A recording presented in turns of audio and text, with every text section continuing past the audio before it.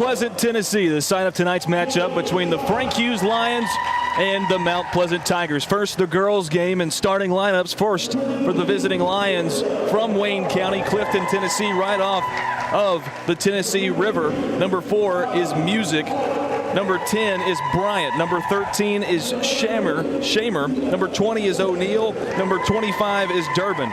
No first names for the Frank Hughes girls basketball roster for us tonight. For the homestanding Mount Pleasant Tigerettes, number 5 is Emma Tomlin. Number 21 is Kelly Scott. Number 22, Carissa McFarland. Number 23 is Kylie Martin.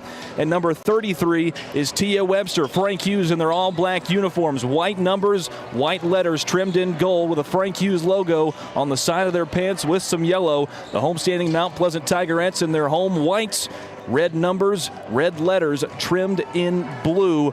I'm here in the broadcast booth with Landon Seacrest, Drake Colley. My name's Lewis Maddox, and we're excited to bring you Mount Pleasant Tigerette basketball here from Mount Pleasant, Tennessee. Also, Jack Anderson on the call with us tonight, too. And the tip is controlled by Mount Pleasant. It's Emma Tomlin with it. Right wing. She'll immediately go down low, trying to get it inside.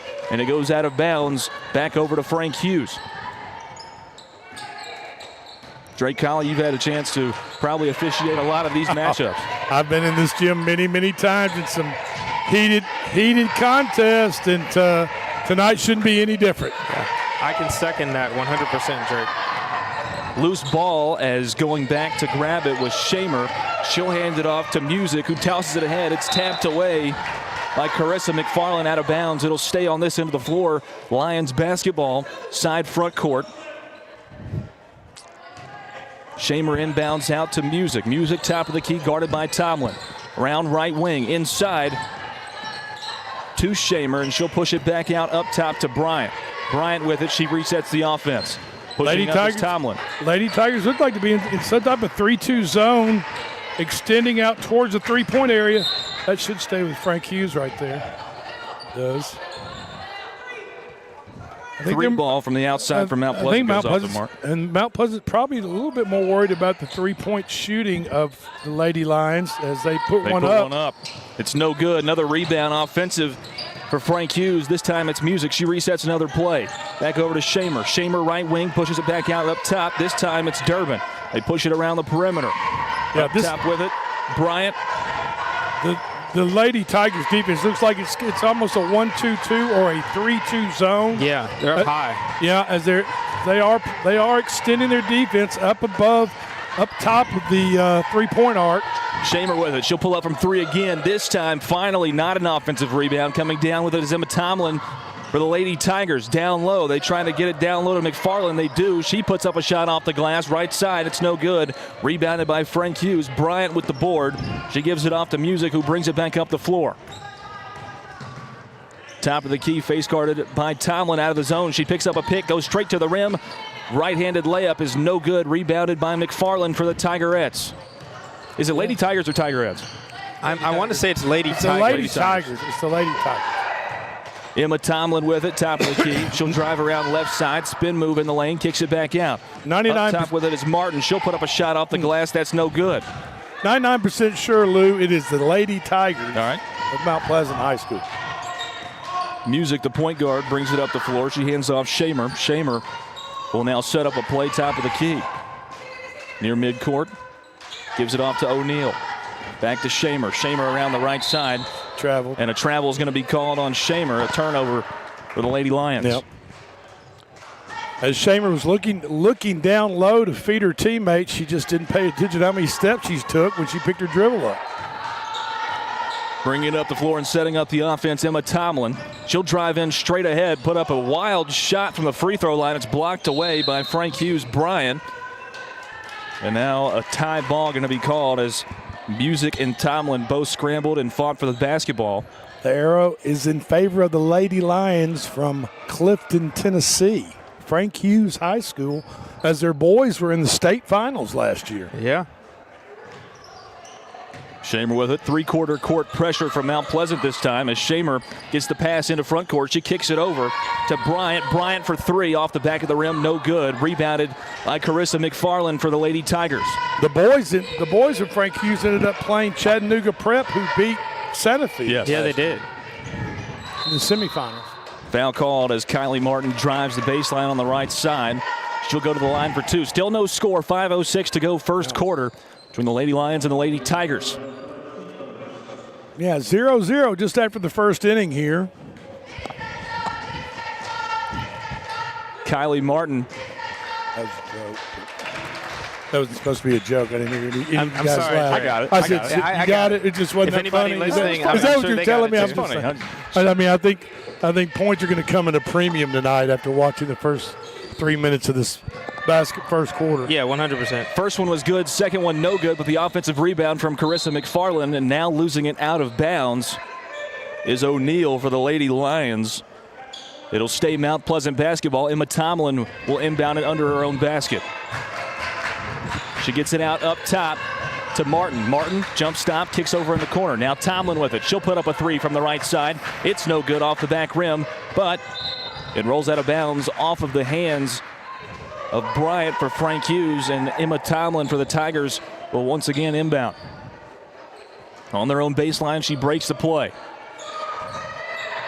Tomlin down low inside to Tia Webster. Now back out to Martin. Carissa McFarland now with it at the free throw line. Lost the handle on the basketball. Kicks back out Kylie Martin, and a shot going to be taken. No shot as Tia Webster was called for 3 seconds in the lane. I think when she dribbled into the lane, lost the handle on it, and regained the handle, and then threw it back to her teammate, spent too much time in the hot spot. The referee on the baseline called her for the 3-second violation. Lineberry checks in for Frank Hughes, as checking out is Music. Looks like the Lady Tigers have switched up the defense here. That's an offensive foul for sure. She threw that elbow. Shamer did. Yeah, you got to be aware of swinging those elbows. The referees are on point to watch that. For the offensive players, when they get around and are closely guarded, they start to, especially in the girls, it seems like they just get a little frustrated and start to swing their elbows, and that is a violation, especially if you make contact. Kylie Martin with it on the right wing, comes down inside, gives off Tia Webster in the paint. She's going to be blocked away, but they'll call a foul on O'Neal. It'll send Tia Webster to the line. Mount Pleasant Lady Tigers lead it 1-0 with 4:17 to go in the first quarter. Looked like a pretty good defensive play by the Lady Lions there, number 10. I thought so too.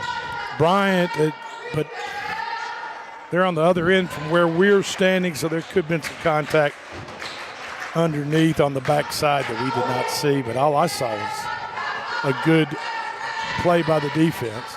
Webster 1 of 2 from the line, missed the second one. Coming down with the rebound is Music for the Lady Lions, who's rechecked into the game. She pushes ahead to Shamer. Shamer on Tomlin, now back out to O'Neal, actually to Bryant, now down low. A shot from the baseline, not going to be good. Putting it up was Durbin. She couldn't get it to fall. Tia Webster guarding her as Tomlin gets it taken away. Shamer pushing it the other way. She's got a wide open look at the basket, and she missed the layup. Another shot with it from Frank Hughes as Tomlin comes down with the rebound. They can't get it to fall, and a foul going to be called on Frank Hughes. Lineberry, who just checked into the ball game, she picks up her first. Team's third on Frank Hughes to this point, actually fourth here in the first quarter. Really, right? That time down the floor for the Lady Lions, they had 2 point-blank shots. I mean, right underneath the goal. They could not Missed both of them. Couldn't get it in the hole, so they're going to need to sink those if they want a chance to win this game. Kylie Martin, open three, right wing, gets it to fall. 3 ball. 5-0, Mount Pleasant over Frank Hughes. Great 3:28 to go first quarter. Music up ahead to Bryant. Jump fake, but she took steps. Tried to get around Carissa McFarland, and it's going the other direction. Yeah, Bryant just shuffled her feet right there before she put the ball on the ground. Travel every time. Kylie Martin will run point. The Lady Tigers as she brings it across the timeline. Martin, top of the key, fakes over to Tomlin, now comes back across Kelly Scott. Scott loses the handle on the dribble, and it's taken away by Shamer. Not a contact right there, nothing called. Shamer pushes up ahead on Kylie Martin, brings it across the midcourt stripe and hands off to Bryant. Now to Music, right wing, inside. Shot going to be put up and good. This time it's Lineberry. She puts up the first 2 of the ball game for the Lady Lions. I think her first name is Sherry. Sherry? Sherry Lineberry. We'll go with that. Sounds good to me. Let's go for it. Good shot, Sherry. Tomlin drives in left side. She'll put one high off the glass. Can't get it to go. Tia Webster with the rebound. Oh, it looks like she got hammered like from she the got backside, but there's no call there by the lead official. 2:30 to go first quarter as music for Frank Hughes will bring it back up the floor. No backcourt pressure this time as Lineberry will set up to shoot three again. She missed everything.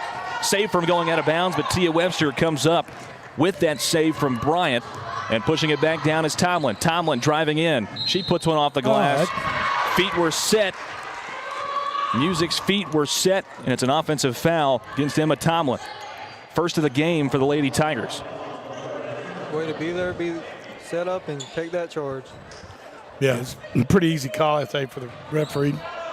Defense was set up on the right side of the goal, and she just trucked her. Kelly Scott in coverage of Music in the backcourt, now driving around on the right side of the perimeter against Kylie Martin. Now a shot put up by Frank Hughes. It's no good. Rebound, Carissa McFarland. She pushes it back across into the front court. Emma Tomlin with it, top of the key, sets up the play. Kylie Martin left wing, now back up to Tomlin. Tomlin drives around, kicks off. Kelly Scott, she'll put up a three.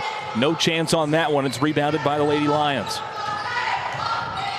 Music back up the floor, hands off to Bryant. Bryant pass to Lineberry at the free throw line. She backs out. Bryant fakes the shot, now drives in and puts one up. A great shot. Move. There's a little okey doke in there. Yeah. I'm just telling you. That was a good bucket. She kind of showed her the ball, took it back, drove around her, put it up. I mean, that looked pretty good for the Lady Lions. Alyssa Bryant. Lady Tigers started with a 5-0 lead. It's now 5-4. 1:28 to go first quarter. So you listen to us live on WKOM Radio, 101.7 FM. Thank you for joining us. Kylie Martin around the left side to Tomlin. Tomlin drives back towards the inside, hands off Carissa McFarland, back out. Martin puts up a three from the right side, air ball out of bounds. And a turnover for the Lady Tigers. That shot could use a little mortar with it. You know what I'm talking about, Jackson? I mean, As in, brick. Exactly. You need brick by brick by brick.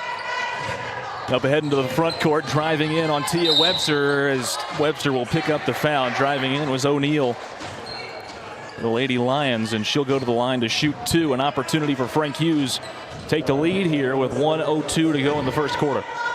Yes, O'Neal was driving the right side of the goal right there. Webster just put her hands up, but she bodied up on her and got the contact. Lady Lion was putting the shot up, so she hits her first of two to tie this ball game up. 5-5, 1:02 to go. Second free throw is off the side of the rim, no good, but it tracks down right to Sherry Lineberry. Now she's got an open look for three from the right side. Air ball and rebounded by McFarland.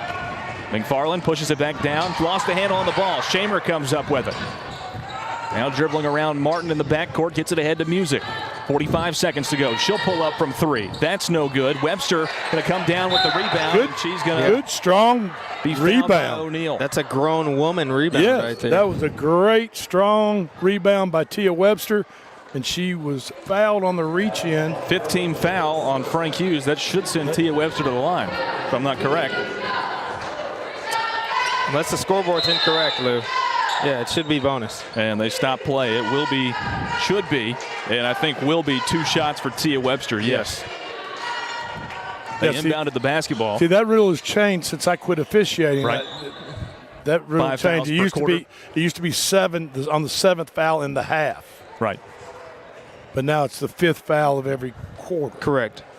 38.8 seconds to, actually they changed it, 41.8 seconds to go in the first quarter. In an effort to get the games to move a little faster. Yeah. Tie game 5-5. Tia Webster trying to take the lead back for the Lady Tigers. Her first free throw is up and good.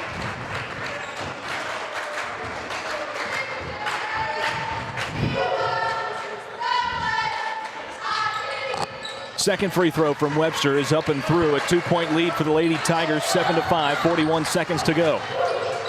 Three-quarter court pressure from the Lady Tigers. Getting a pick as Music. She drives in through the lane. Oh, step through. Shot over Webster. My goodness. And gets it to fall. Tie game once again with 30 seconds. That is music to her ears by Miss Music. Pun intended. Kylie Martin, left side to Tomlin. Beautiful. Tomlin drives in. Shot off the glass is up and through. An offensive flurry in the last 30 seconds. It is a score fest here in the last minute of this ball game of the first quarter. Ooh, that's barely an over, not an over and back. Had to get 2 full feet in the front court. That's right, and the ball. Shot from Shamer. It's no good. Rebounded by Bryant for the Lady Lions. Up ahead to Music. She puts up a 3, but it's after the horn sounds. 9-7 the score. Lady Tigers over the Lady Lions in the first quarter. We head to number 2 as you listen to high school basketball on the Front Porch Sports Radio Network.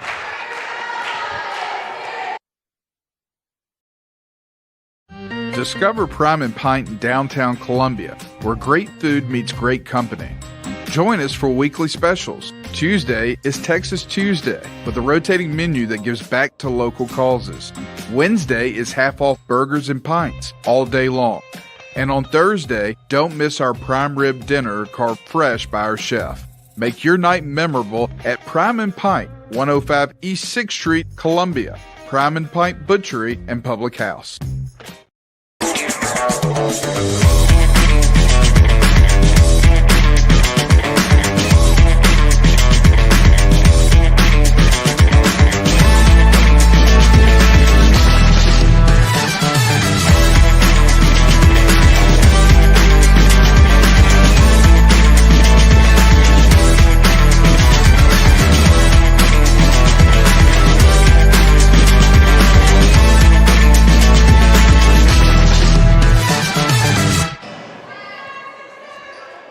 Welcome back into Mount Pleasant, Tennessee. Second quarter action is underway. Lady Tigers lead the Lady Lions from Frank Hughes 9-7 as a tie ball in the first 8 seconds of the ball game between McFarland and Music. That possession arrow pointing back towards the Lady Tigers. Lewis Maddox, Drake Colley, Landon Seacrest, Jack Anderson on the call for the Front Porch Sports Network, 101.7 WKOM. Here's a turnover as Emma Tomlin's shot is blocked away by Bryant for Frank Hughes. That'll send her to the line to shoot 2. A lot of free throws here for the Lady Tigers. I know, right? Yeah, Bryant for the Lady Lions right there for Frank Hughes. Thought she got a clean block. It looked pretty clean at the top. Yeah. I didn't see much at the bottom. Give me some body contact. Sometimes these officials need to kind of realize to allow the play to see it's the front end of 2. Allow the play to develop and then decide what happened. What you have, because sometimes you can anticipate a call, hit your whistle too early, and no contact was ever made. Right. You're anticipating the contact. I've always been taught as a player to be aware of how the officials are going to call the game. Yeah, absolutely. You need to kind of figure that out early on, and you can figure it out early on whether they're going to call it tied or they're going to allow physical play between the teams. 5-second call on Frank Hughes on the baseline. Another turnover, the second and 2 attempts for the Lady Lions. Back over to Mount Pleasant. Emma Tomlin to inbound, gets it in. Carissa McFarland down low, spin move in the lane, left-hand side, shots no good. Rebounded by O'Neal for Frank Hughes. Gives it off Music. Music pushes it back down. Free throw line, drives in, middle of the lane, puts up a shot off the glass, gets it to drop, and the foul.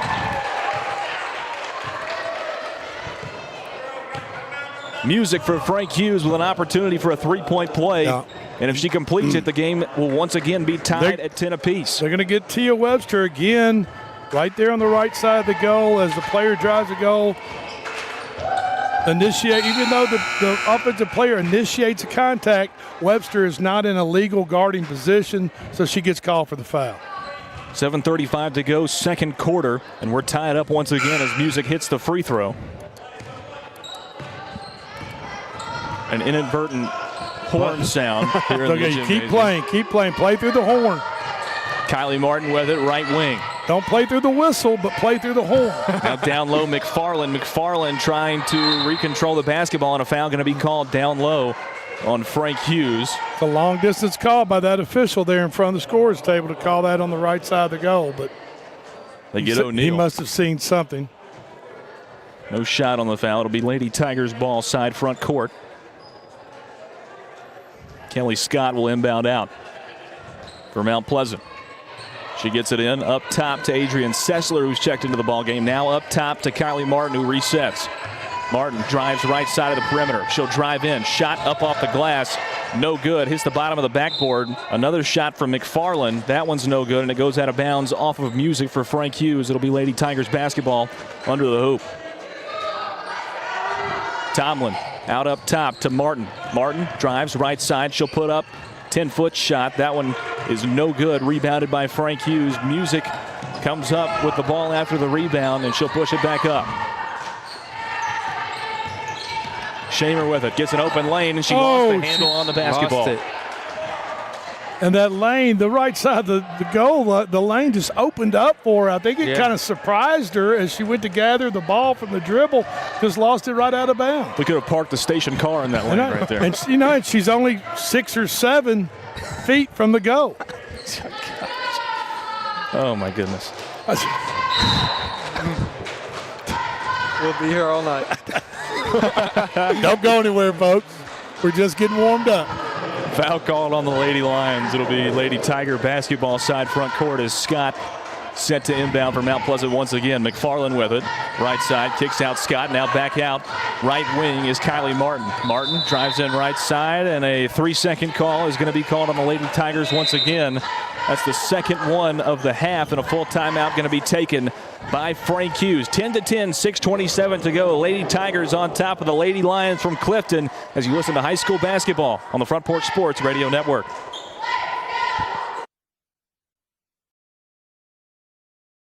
Is your internet slowing you down? It's time for an upgrade. Whether you're at home, working from your home office, or at your business, it's time to unleash the speed you need with speeds up to 1 gig at CPWS for as low as $70 a month.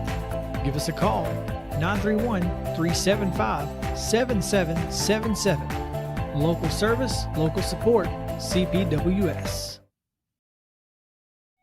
Hello, I'm Rick Whitley. And I'm Daniel Pollard from Jones & Lang Sporting Goods. We would like to take this opportunity to thank all of you for the many years of support. Since 1966, Jones & Lang has been locally owned and operated and supplying teams from T-ball to college. Stop by and see what we can do for you. We offer a wide variety of services from silk screening and embroidery to our custom trophy and awards department. Back in Mount Pleasant, Tennessee, 6:27 to go, second quarter. 10-10 between Mount Pleasant and Frank Hughes here in the girls' game. Full court pressure from Mount Pleasant as Shamer breaks it and brings it up the floor. She took way too many steps right there, and by that I mean one too many. It's a turnover for the Lady Lions. Shamer's having a tough night handling the ball for the Lady Lions. On their last possession, she gave it up right here with an open lane. Last two times down the court, she turned the ball over. Yeah. Can't have it. Emma Tomlin with it, left wing. Tomlin kicks over in the corner. Kylie Martin on the left side. Now back up top to Tomlin. Back to Martin. Martin for 3, left side. Can't get it to fall. It comes up short. And just at the last second, O'Neal tried to save it from going out of bounds. She didn't have to do that. She didn't have to touch it at all, Lou. It was going to be their basketball, but she gives it right back to Mount Pleasant. Emma Tomlin on the baseline will inbound for Mount Pleasant. Out up top, Kylie Martin fakes the 3, drives in, and just throws one up at the basket. Can't get it to fall, and coming up with it is Shamer for Frank Hughes. Shamer almost traveled once again. Gives it off. Music in the lane. Jump stop. Takes a travel, and she did take steps. That is definitely a travel in modern high school basketball. Yes. Maybe not in the WNBA, but definitely. I'll tell you what, definitely here. If you watch Kylie Martin right here for the Lady Tigers play, she does great to get open, dribble to an open shot, but when she shoots the ball towards the rim, there you go, beautiful, right on cue. That was the opposite of that time. She took her time, squared up to the basket, hit her target. And just on cue, she intercepts the basketball. Coming the other way, Martin puts up a shot, can't get it to what fall. I was about to say was when she gets around the bucket, it's like she just throws the ball up there. She doesn't aim at something. Yeah. Other way, Music. Yeah, she was aiming. For 2. She was aiming. Music's got a good finish inside. Couple of those already, and it's a tie game once again, 12-12. Kylie handles the ball well, moves the ball well, gets it to her teammates. McFarland for 2 from the free throw line, no good. Rebounded by Frank Hughes. But when you get ready to shoot the ball as a player, you have to have a purpose. You have to have a target that you're shooting the ball at. Music once again puts up a shot from 10 feet out. Can't get it to fall. Emma Tomlin with the rebound and up ahead to Martin. Coach told me once you need to Find a place on the rim and shoot just over the top of it, over the top of the front of the rim. Kylie Martin for three. Can't get it to fall. Rebounded by Frank Hughes once again. This time Mitchell comes up with the board for the Lady Lions. Music pushes it back down the floor. Behind her back, open lane, right side, throws one up. Hard foul inside on McFarland. Can't get the shot to fall, but she'll head to the charity stripe for a couple of shots. Good idea by McFarland. She just got there a little too late. Just a little bit too late. The hard foul inside. 4:27 to go in the half. We're tied at 12. Frank Hughes with an opportunity to take the lead here. What has been a back-and-forth game as she does knock down the first free throw, and the Lady Lions lead it by one.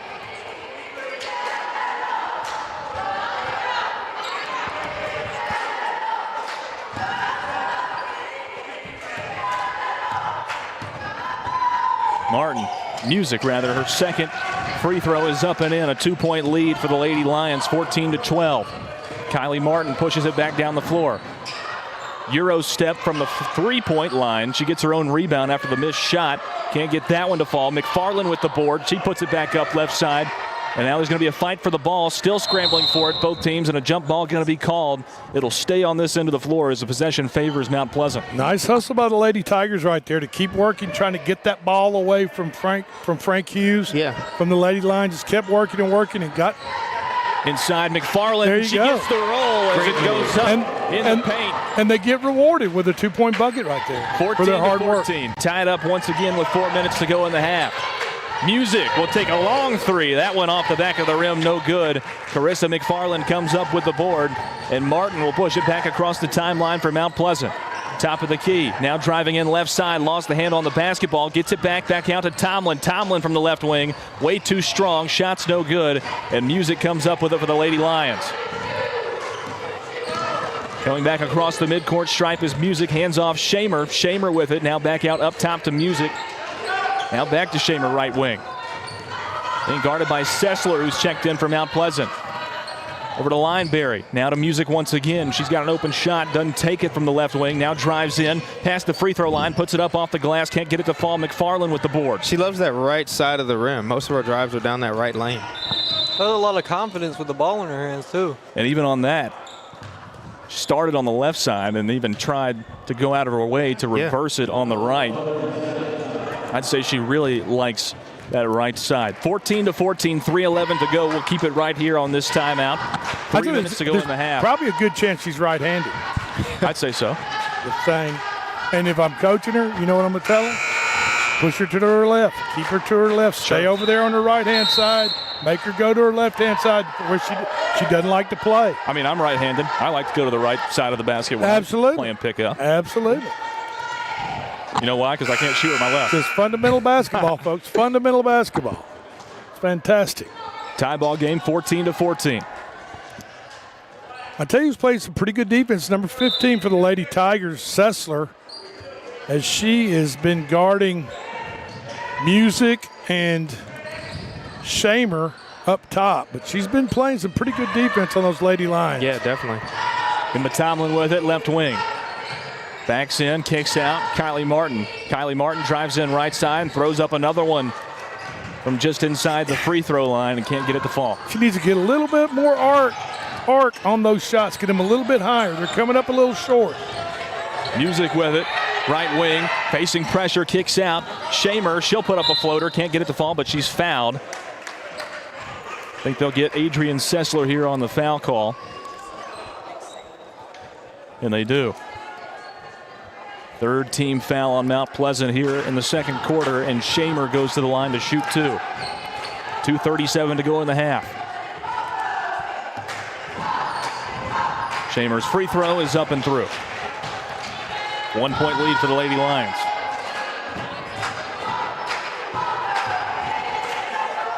Second free throw is up off the side of the rim, no good. Rebound controlled by Tomlin for the Lady Tigers. As she pushes it back up, kicks off Martin. Now back out up top, Tomlin. Sessler, she'll put up a shot left side. Can't get it to fall, came up short. Sessler seems to be more of a defensive specialist. I'd say so. Or Patrick Beverly. Right, Jack. Pat Bev. Foul called on the right side. Kelly Scott going to pick up 14th foul on the Tigers here in the quarter. Lou, let's give a look to head coach John A. Stewart's outfit here tonight. I love it. Looking good on the sideline here. Got the blue and white, or blue and red Mount Pleasant colored plaid button-up shirt. It's Christmas time, man. Plaid's in, right? I mean, heck yeah. Look good, coach good. 3-ball from Music. It falls. Largest lead of the game for Frank Hughes. It's 4 points, 18-14, under 2 to play here in the half. Kylie Martin with it, right wing for the Lady Tigers. She throws another one up. This time she's fouled. She'll go to the line to shoot 2. I mean, the big man comes here in just a little over a week, right? I'm ready. A week from tonight is Christmas Eve. Main thing on your list. Here we go. I've already got your present. Main thing on your list. Oh, on my list? Yeah. Yeah, your list, Drake. First free throw is no good by Martin. I just want a winter coat for Carl. I just want peace, love, and happiness all around my world. Alabama victory in the college football playoff. I'll take a Bama victory Friday night. I'll take an early Christmas present. I'll take an Alabama win over Oklahoma Friday night. Martin's second free throw is up and good. It's a 3-point game. Yeah, she sure did. Shamer with it, throws one up off the glass, no good. Now fight for the ball. Sessler comes up with it and pushes it back up. Over to Martin. Narrowly escaped over and back right there as Martin puts up a shot. It doesn't go. Rebounded by Shamer for Frank Hughes. To Music, 1:30 to play, first half. Lineberry with it, back up to Music. Music trying to get a 3 off, couldn't get it to go. Comes up with the basketball once again. This time she will pull up from deep. That shot no good. Rebounded by Tia Webster. Over to Tomlin. Tomlin back down the floor. Tomlin will drive straight in and just throw one past the backboard. She's fouled on her way up. She'll go to the line to shoot 2. Hey, that's that classic Shea Gilgeous-Alexander right there. Perfect foul draw right there. That's your boy, isn't it? Yeah. The Lady Tigers have been pretty good at drawing these fouls. Yeah. They've been at the free throw line a lot. Tomlin trying to bring it within 1 with these 2 free throws, and she airballs on the first one. Bryant checks back into the game for Frank Hughes. Out is Durbin. Second free throw from Tomlin off the front of the rim, no good. Rebounded by Lineberry for the Lady Lions.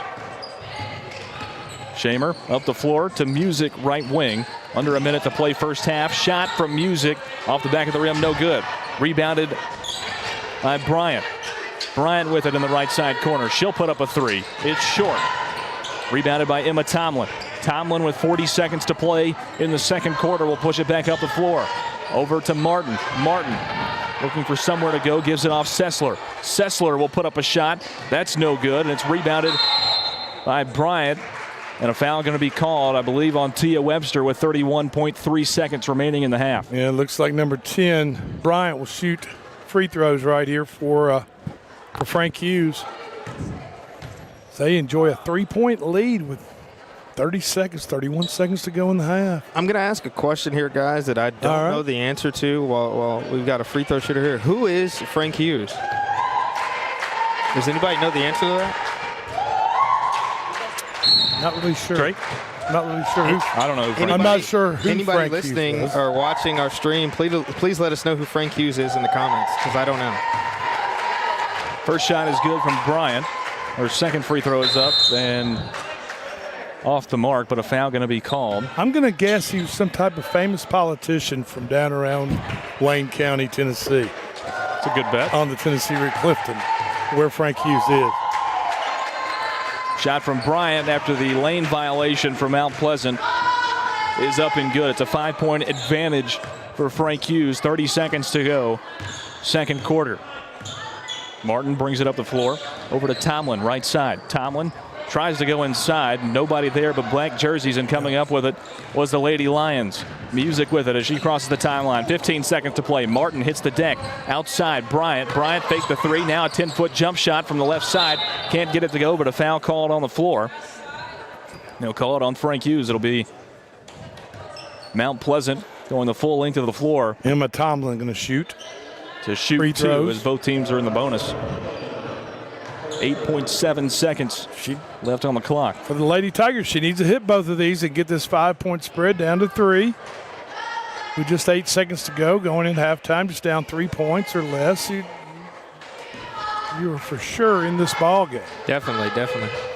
But you don't want to miss these and have the Lady Lions hit a shot right at the buzzer going in at halftime. I know Definitely they not. go down by 7 or 8. First shot is off the mark. For Emma Tomlin. So 20-15, her second free throw. This time good.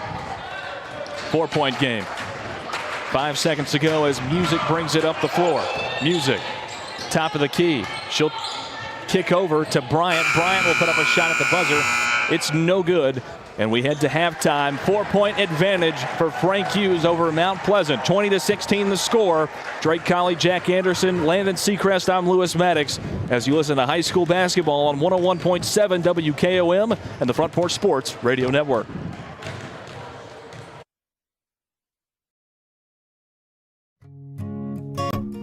Hey, this is Trip Stoltz, owner of Columbia Ace Hardware. We are excited to announce that we have completely remodeled our store. We have expanded our selection in many brands including Milwaukee, Steel, and Big Green Egg. We have new inventory arriving daily, so come see the changes for yourself at 112 East James Campbell Boulevard, Columbia, Tennessee. Ace is the place with the helpful hardware, folks. At Umamua MD, Spring Hill's newest physician-led med spa, it's about restoring balance to your body, mind, and soul. From weight loss support, revitalizing IV therapies, to anti-aging, our services are designed to help you feel renewed, confident, and whole.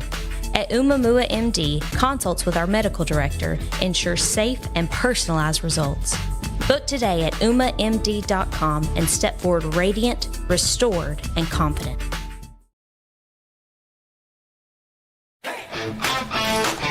This is David Usselton with Usselton Automotive, located in Columbia, Tennessee. We service all foreign and domestic vehicles. We take pride in our work, and we don't cut corners. We offer a 5-year, 50,000-mile warranty and loan our cars with almost every repair. We are located at 1201 South High Street in Columbia, Tennessee. You can reach us at 931-215-1765 or find more information at usseltons.com.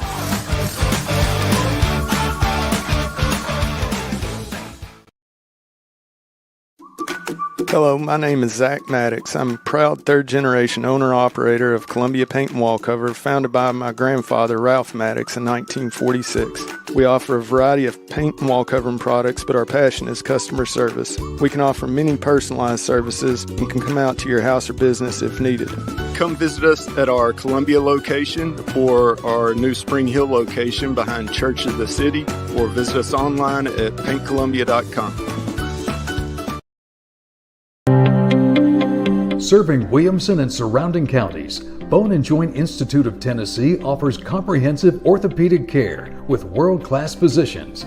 Our practice provides high-tech care with a hometown touch. We offer physician clinics, physical and occupational therapy, advanced imaging, and surgical services including interventional procedures. We are Bone and Joint Institute of Tennessee, high-tech care with a hometown touch.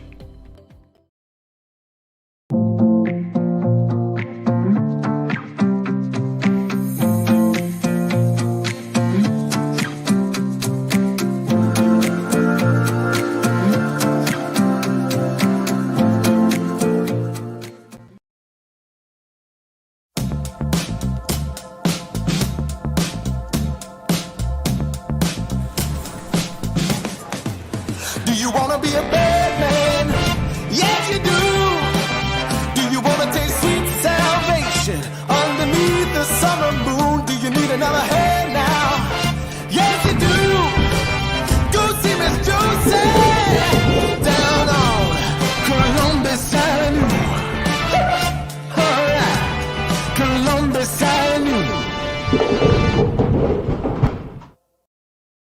Columbia Foodland is a locally owned and operated family grocery store with a full line of dry, dairy, frozen, meat, and produce items. We focus on keeping the freshest hand-cut meat and produce items daily with the most competitive prices in town. We offer weekly ad specials as well as in-store weekly specials throughout the store. Located at 427 West 7th Street in Columbia in the former Harris Foodland location. Columbia Foodland. We are here and ready to serve the wonderful people of Columbia and the surrounding areas. Hi, I'm Chris Chumley, owner of Expert Landscaping, LLC. Located in beautiful Columbia, Tennessee, Expert Landscaping specializes in consulting and design for all your outdoor needs, as well as installations for landscaping, pools, patios, outdoor kitchens, fireplaces, irrigation, and lighting. Call us today at 931-374-1772. Expert Landscaping, where quality work is an investment in the future. Columbia Power and Water Systems is dedicated to bringing our customers reliable local service. Whether you're turning on a light switch, your faucet, or streaming on TV, our dedicated team members from here in Murray County work every day to keep you on. If you need us, call us 931-388-4833 or visit cpws.com. CPWS, local service, local support.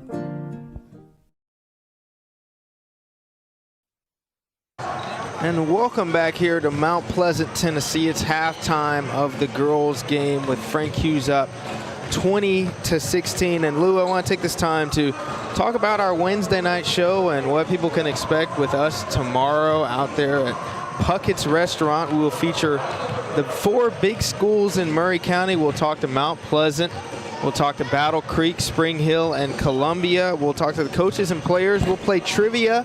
And we'll award our player of the week. So, Lou, just talk about that a little and get some people out to Puckett's tomorrow night. Yeah, we're going to have the big schools at Puckett's tomorrow night. We got the chance to host that show last week. Now we'll have Peyton Calvert with us to host tomorrow night's show. We had a pretty good crowd there for the majority of the night. We did. It's a fun time. Last week was the unit school show. Yeah. So we assume that we'll have an even bigger crowd tomorrow night because it's going to be bigger schools involved and more people involved. It's good eats down there at Puckett's, and it's a good time for the Murray County Public School Sports Zone, home cooked by Puckett's. Drake was a part of the show during football season. Drake, just talk about the show and everything about it. Each week got bigger and bigger. Now tomorrow night is the unit school or the big schools? Oh, big schools tomorrow night. Yes. Big school night tomorrow night. Downtown Puckett starts at 6, right, Landon? 6 to about 8:30. Folks, get out.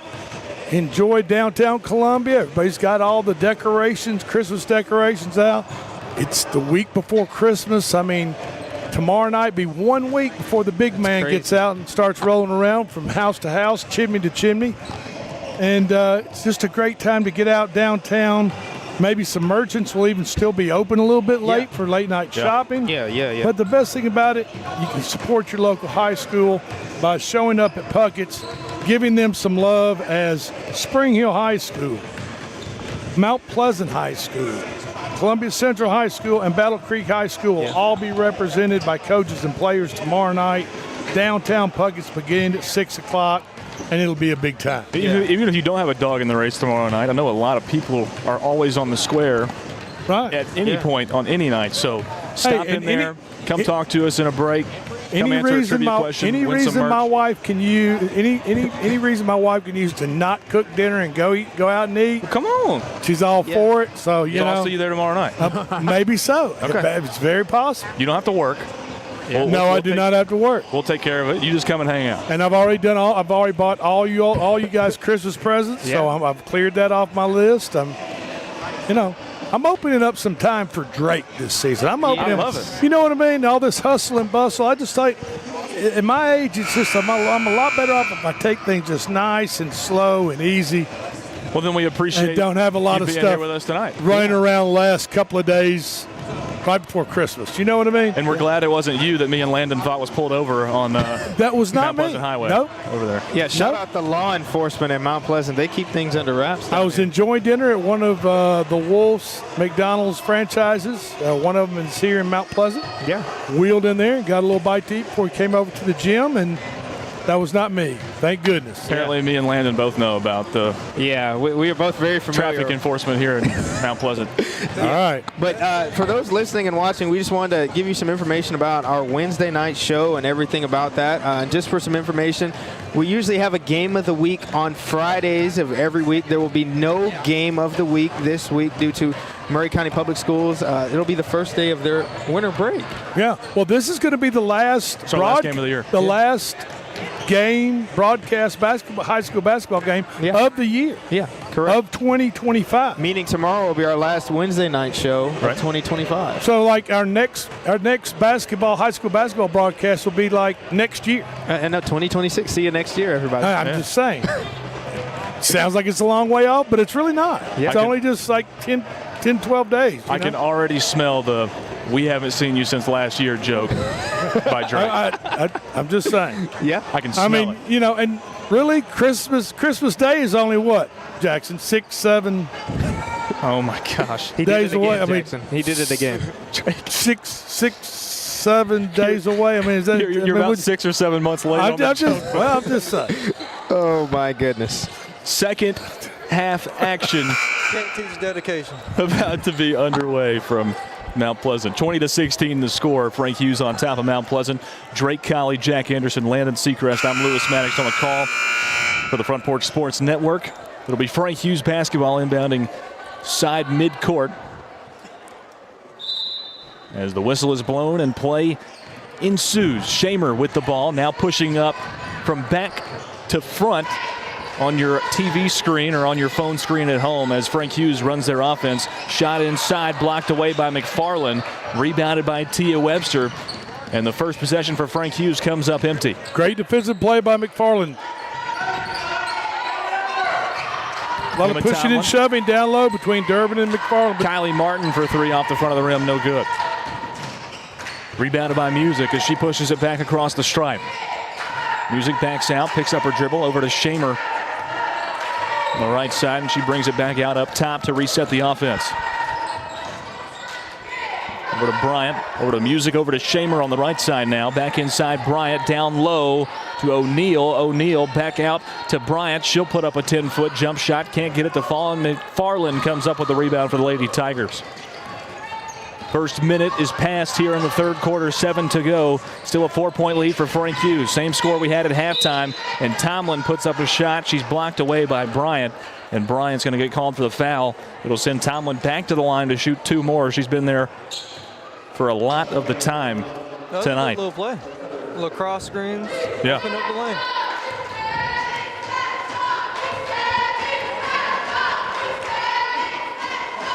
Tomlin's first free throw is off the back of the rim, no good. Bryant checks out. He just committed that foul. In comes Mitchell, number 21 for the Lady Lions. Second shot from Tomlin off the front of the rim, no good. Rebounded Tia Webster, puts it back up off the glass. That doesn't go, and it's tapped out by McFarland. Yep, lucky she didn't get called for over the back right there, but she just reached up enough to tap it out and out of bounds on the baseline to give it to the Lady Lions.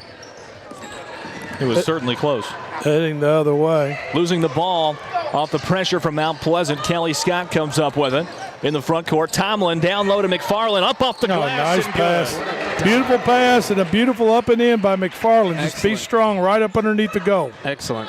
Lead back down to 2, 20-18. Still three-quarter court pressure from the Lady Tigers. She double dribbled on that, yeah. That's another turnover for Frank Hughes. Yeah, the defense just caused her to dribble once, pick the ball up, and then the defense was right there in her face. She picked the ball up and put it back on the ground. That's a double dribble every time. Kylie Martin calls out the play. Mount Pleasant sets it up. She drives over right side to McFarland inside. Now back out. Kelly Scott thought about the shot, doesn't take it, gives off Martin. Martin, open lane, puts it up and in for the Lady Tigers as the game is back to tie. 20-20 with 6:05 to go in the third quarter. They do break the pressure this time. Frank Hughes does. Now O'Neal for the shot, no good. Shamer was right where she needed to be on the left side block. She puts it back up and through. Yeah, Sally on the spot there for Shamer as she just scooped up the missed shot and put it right back up and in. I thought it was Sherry. Sally on the spot, Johnny on the spot. Okay. If it's guys basketball. The puns tonight, ladies and gentlemen. I'm just saying. Ball tapped away by Music for Frank Hughes, and she lost the handle on it. It goes out of bounds. Went tumbling down the sideline there. Is she going to be okay? Yeah, she's fine. 5:30 to go, third quarter. A 2-point lead for Frank Hughes. Mount Pleasant basketball side back court. Get it into Kylie Martin, who brings it across the stripe. Martin, top of the key, over to Tomlin on the left side. Now inside, Carissa McFarland back out to Martin. Martin faked the three, now drives in, puts one up off the glass, no good. Rebound, Tia Webster. Couldn't get the wide open look on the left block to go, and a foul going to be called. 22. On Carissa McFarland for the Lady Tigers. Yeah, she got a little too aggressive there in that pack of young ladies that were vying for the rebound, and I think there was a push. One team foul apiece through 3 minutes of play here in the third quarter. More pressure in backcourt from the Lady Tigers as Frank Hughes does break it again this time. O'Neal with it right side, pushes it back out up top. Music for three from straight on, no good. Rebounded by McFarland for the Lady Tigers. They're fighting for it. She gives it up to Webster, who gives it off to Martin. And now the Lady Tigers will push up their offense. Martin down the center of the lane, puts up a floater, can't get it to fall. Tia Webster puts it back up on the left block and gets it to go. Another tie score, 22-22 with 4:40 to go in the third quarter. Tia Webster definitely has double-digit rebounds in this game. I would have to say that. I'd say so too. In my opinion, Tia Webster's one of the better rebounders in the region. Yeah, most no definitely. matter boys or girls. Most definitely. She can get a rebound. Full court pressure. The Lady Tigers, as Shamer with it, trying to get past Martin, will pick up the foul. Third team foul on Mount Pleasant. In 3.5 minutes here in the third.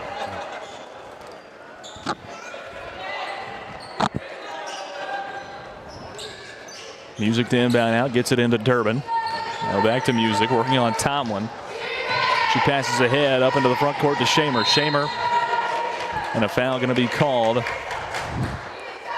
Yeah, that's a team foul on number 21, right? I'll get it on 21. Mitchell. She was actually backing into the Lady Tiger, trying to open up a lane to the basket for her teammate with the ball, and that is an offensive foul. 22-22. Kylie Martin will pull up from the free throw line. Shot no good. Rebounded by Shamer, and a jump ball going to be called as Kelly Scott tied up Shamer. Ball will stay on this end of the floor with Frank Hughes. A lot of contested balls, a lot of contested possessions in this game. Learned over the years of officiating. You've been Inbound pass goes off Carissa McFarland's hand and goes over to Frank Hughes. A lot of contact. You have to be very aware of contact during the women's game, even more so than the guys' game. Yeah, definitely. Durbin they can get tripped on her own feet right there, and it can get now a double dribble on Shamer. I thought she doubled, yeah. But it can get a little nasty out there on the court in these girls' games. Yeah, it can. Under 4 minutes to go, third quarter. Tie game 22-22 between Mount Pleasant and Frank Hughes. Kylie Martin drives in, puts up a floater, can't get it to go. Tie ball once again. This time it'll be Frank Hughes with the possession arrow. That has to be 6 or 7 jump balls already tonight. You're going to keep going, ain't you?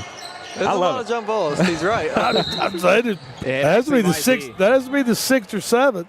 Yeah, it might actually be the 6th or 7th, though. That's the thing. Yeah. It was valid that time.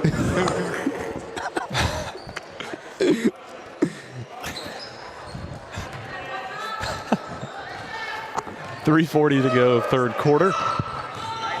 Lineberry with it, gives it out to Durbin. Now over to Shamer on the right wing. Now back to Lineberry. Inside Durbin. Durbin lost her footing once again. That's going to be a travel as she rolled over.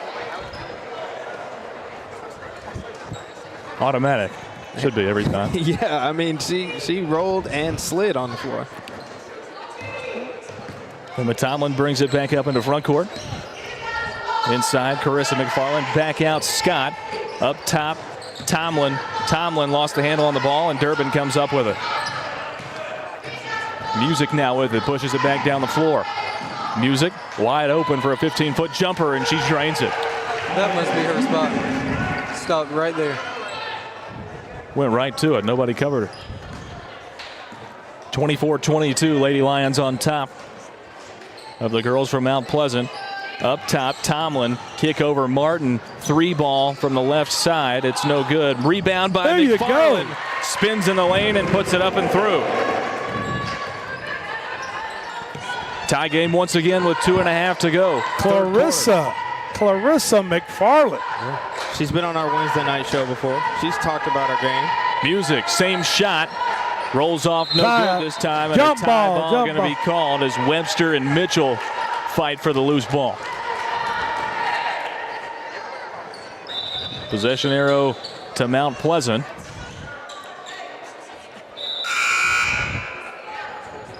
And Mitchell will check back out of the game, and in comes Bryant back in for the Lady Lions. Emma Tomlin will run point for the Lady Tigers. In the corner to Kelly Scott. Gets her pass tipped away, and it's taken away by Bryant. Now taken away by Martin. Martin is going to get called for the double dribble as she tried to come around Bryant inside. Active hands on defense. 2:10 to go, 24-24. Pass from Bryant, trying to get it to Music off the leg of Tomlin. And they'll reset. Full court pressure from the Lady Tigers. Bryant, skip pass up ahead to Music. Music and Tia Webster, the only thing in her way, she puts it up off the glass, can't get it to fall, and it's lost out of bounds by Lineberry, but tapped out by Martin. It'll stay with Frank Hughes under their own basket.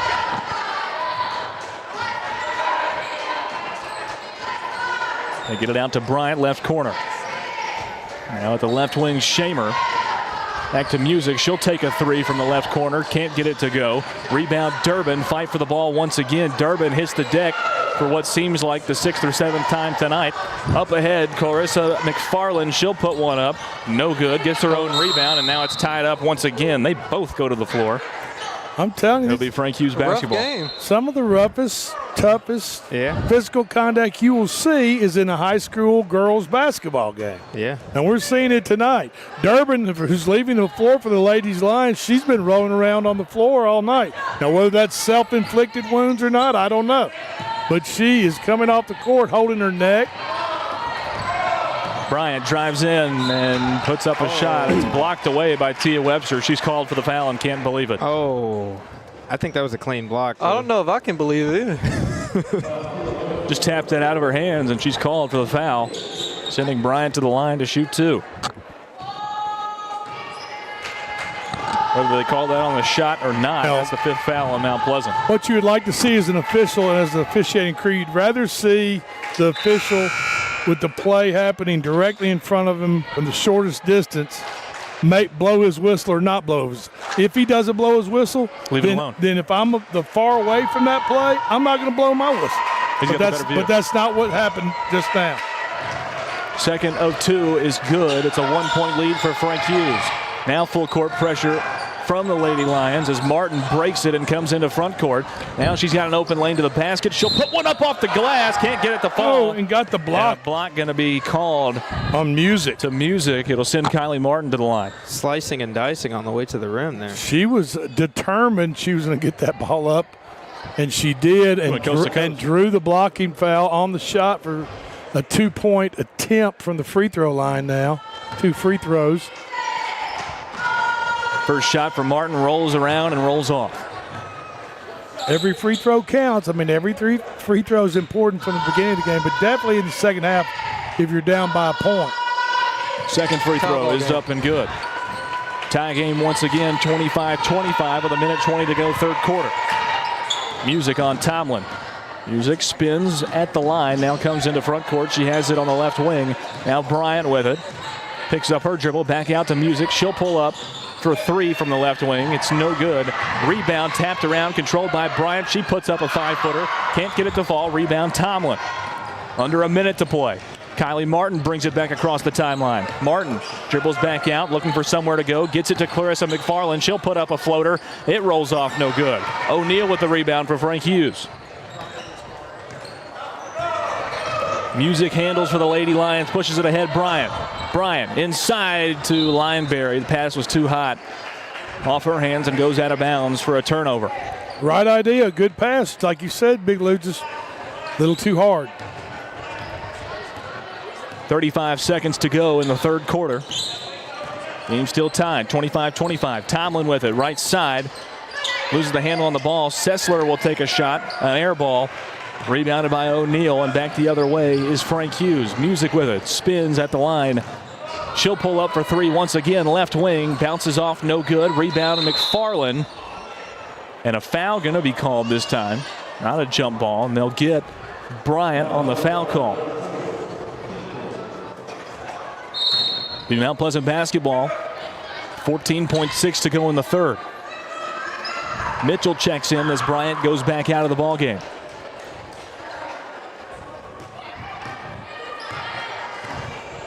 Ten seconds to go as Kylie Martin brings it across. Martin to Tomlin. Tomlin looking for somewhere to go. 5 seconds to go. She'll drive in on the left side to Sessler. Now back out up top. McFarland can't get the shot off. It was good, but they took their time setting it up and couldn't get the shot to fall. 25-25 as we head to the fourth quarter of play as you listen to high school basketball on the Front Porch Sports Radio Network.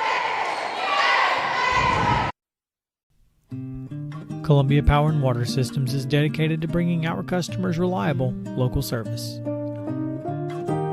Whether you're turning on a light switch, your faucet, or streaming on TV, our dedicated team members from here in Murray County work every day to keep you on. If you need us, call us 931-388-4833 or visit cpws.com. CPWS, local service, local support.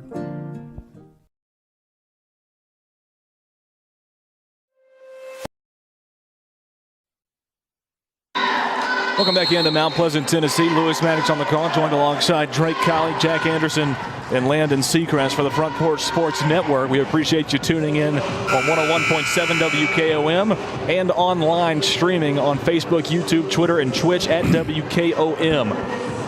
25 apiece right here, Big Lou. You're playing an 8-minute basketball game. 8 minutes to go in the contest. It's 0-0. That's right. 25-25.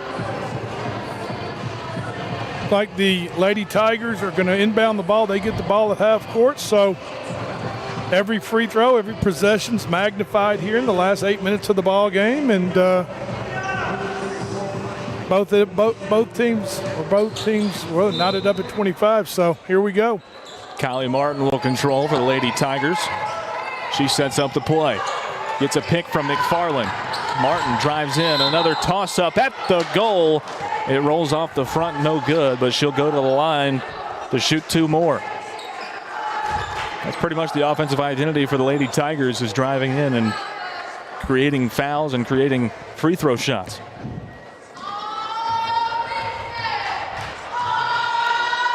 Martin's first free throw, rims out, no good. 7:51 to play in the contest. Second foul shot, rolls off. 0 for 2 from the line is Martin. As Frank Hughes comes up with the rebound. Music pushes it back across the timeline. Music, jump stop, throw in the lane. It's intercepted, Clarissa McFarland. Adrian Sessler with it, tosses it backwards to Mitchell for Frank Hughes. Turnover for the Lady Tigers, and Music back in control for the Lady Lions offense. Over to Shamer. Shamer wide open for three. Her shot no good. Rebound Mitchell. Her shot no good under the basket. Rebounded McFarland. Over to Tomlin, who pushes it back down the floor. Tomlin in the lane, loses the handle on the basketball, and now Durbin hits the deck once again and tries to get it out. A timeout going to be taken by Frank Hughes. And it will be a full 60-second timeout. We'll take one with him. 7:09 to go. 25-25 with 7 minutes to play in the ball game as you listen to high school basketball on the Front Porch Sports Radio Network. The Way Realty is helping to empower buyers and sellers to accomplish their real estate goals. Currently, we have sellers offering buy-down rates to 4.875% fixed-rate financing on selected homes through approved lenders. If you want to buy or sell your home faster, let us show you the many services we offer to help you get the most out of your real estate transaction. Schedule your listing or showing appointment today by going to thewayrealty.com or calling us at 931-580-4669. And remember, Jesus Christ changes lives. I know because He changed mine. Welcome back in to Mount Pleasant, Tennessee. 25-25 the score, 7:09 to play fourth quarter. Out of the full timeout from Frank Hughes. Still a tie basketball game, almost a full minute into the final frame. Lewis Maddox on the call with Landon Seacrest, Jack Anderson, Drake Colley. Here on the Front Porch Sports Network, 101.7 WKOM. It'll be Frank Hughes basketball, facing full court pressure from Mount Pleasant. They get it out to Shamer. Shamer guarded by Sessler. Shamer breaks the pressure up into front court, drives in, bounce pass down low, Mitchell, and now another tie ball. Yes, it'll stay with Frank Hughes. You know, if I'm the Lady Tigers, I'm getting back on defense and setting up in the zone. I mean, Frank Hughes to inbound under their own rim. It was Music. Let it go. And they let it go. It wasn't a backcourt violation. It was not going to be a backcourt violation. Lineberry thought it was going to be. She gave up on the play, and a basket for Mount Pleasant. 27-25 as they take the 2-point lead. Shamer over to Music left side. Music drives in. Euro step, puts one up and gets it to fall. Music. That was music to her ears. As it the absolutely tie ball game was. Once again, 27-27. Martin over left side to Tomlin. Tomlin picks up her dribble over to Sessler in the corner. Now back out to Tomlin. Inside, McFarland. McFarland looking for somewhere to go. Off the foot of Shamer. And will stay with Mount Pleasant under their own basket. Tomlin to inbound. On the right side of the lane, she breaks it. Gets it into McFarland. McFarland high off the glass. And a foul going to be called on Mitchell as Clarissa McFarland will shoot two more. 6:16 to play in the contest, 27-27. I'd be interested in seeing how many points Mount Pleasant has scored from the free throw line. I'd say the majority of them. Yeah. 6 or 7. Oh my gosh. I think it's actually more at that A lot more. Maybe 6 or 7 that they've scored just on offense. Second free throw from McFarland is up and good. She goes 1 for 2 from the line, and they have a 1-point lead, 28-27. Lineberry inbounds out. Actually, Shamer inbounds out to Lineberry. Now to Music. Music behind her back, top of the key, drives in, and it's tapped away by McFarland, and it goes out of bounds. It'll stay with Frank Hughes. Again, Mount Pleasant, active hands on defense. Yep.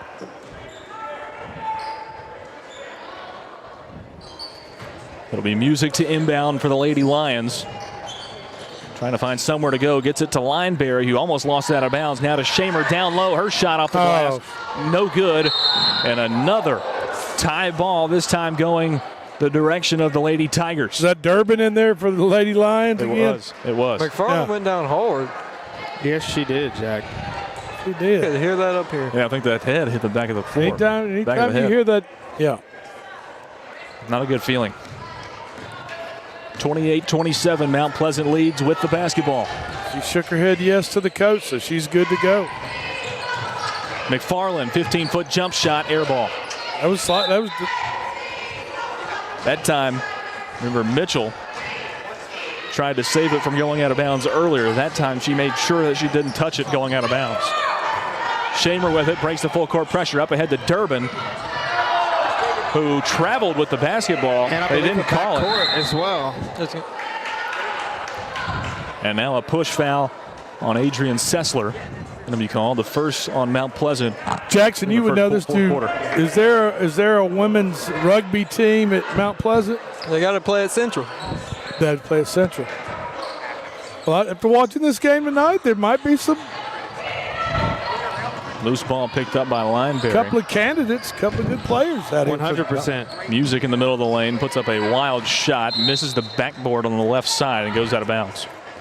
Her feet weren't That set was at definitely all. a mortar. That was definitely a mortar shot, worthy of a mortar shot. Throw it up and pray.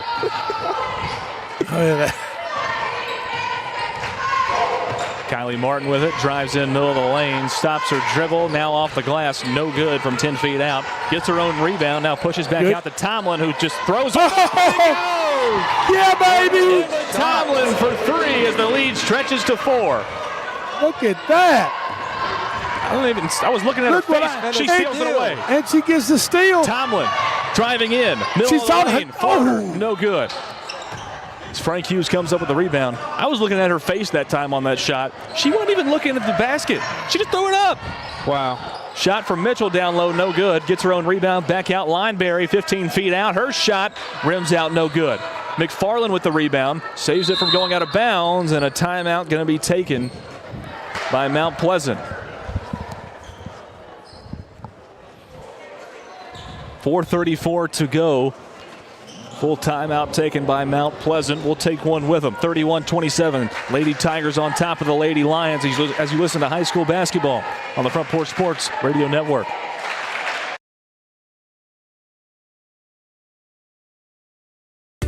At Umamua MD, Spring Hill's newest physician-led med spa, it's about restoring balance to your body, mind, and soul.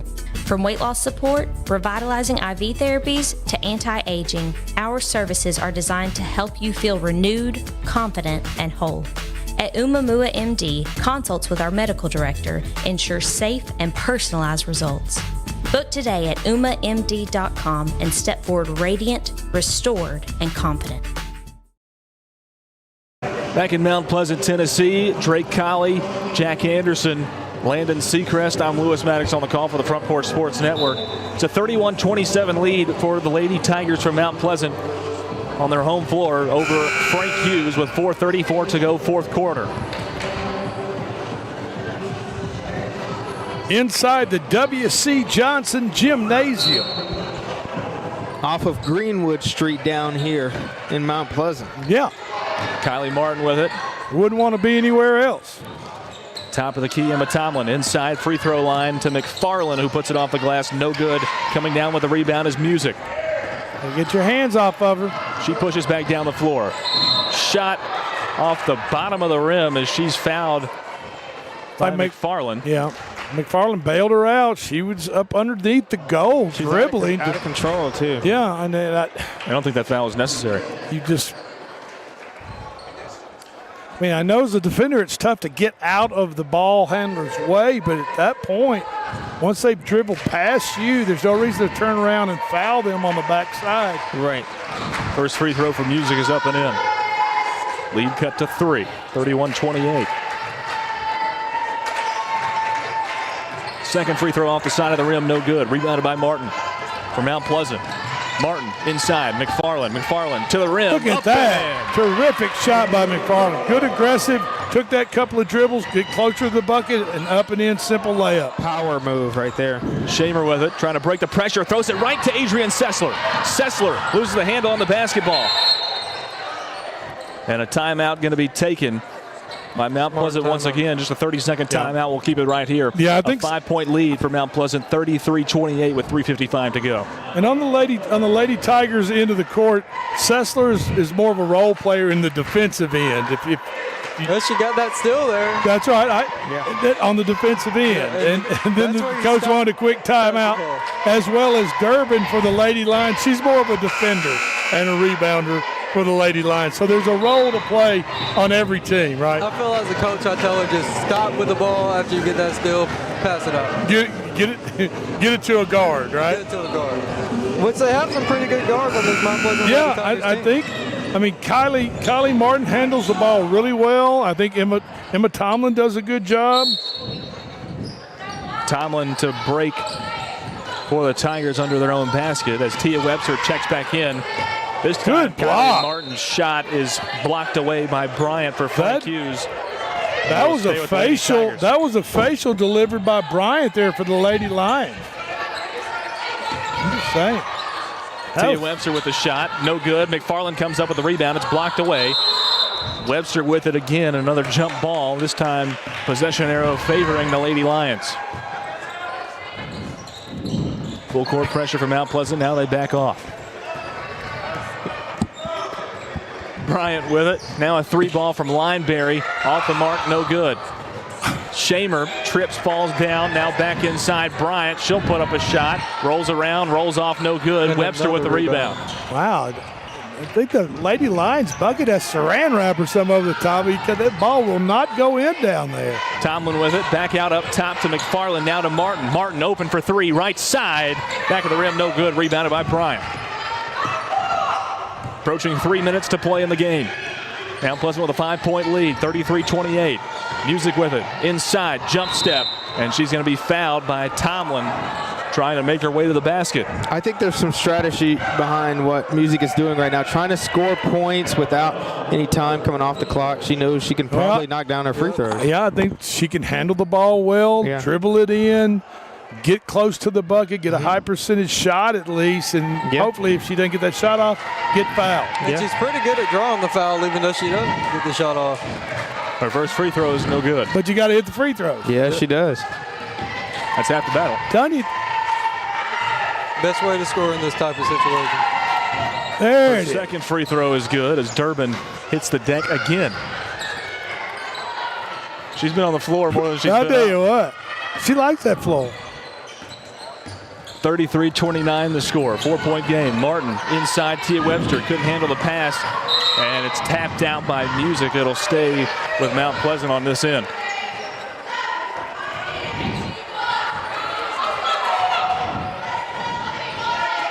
Emma Tomlin to inbound on the baseline. Gets it in to McFarland. No, tapped away.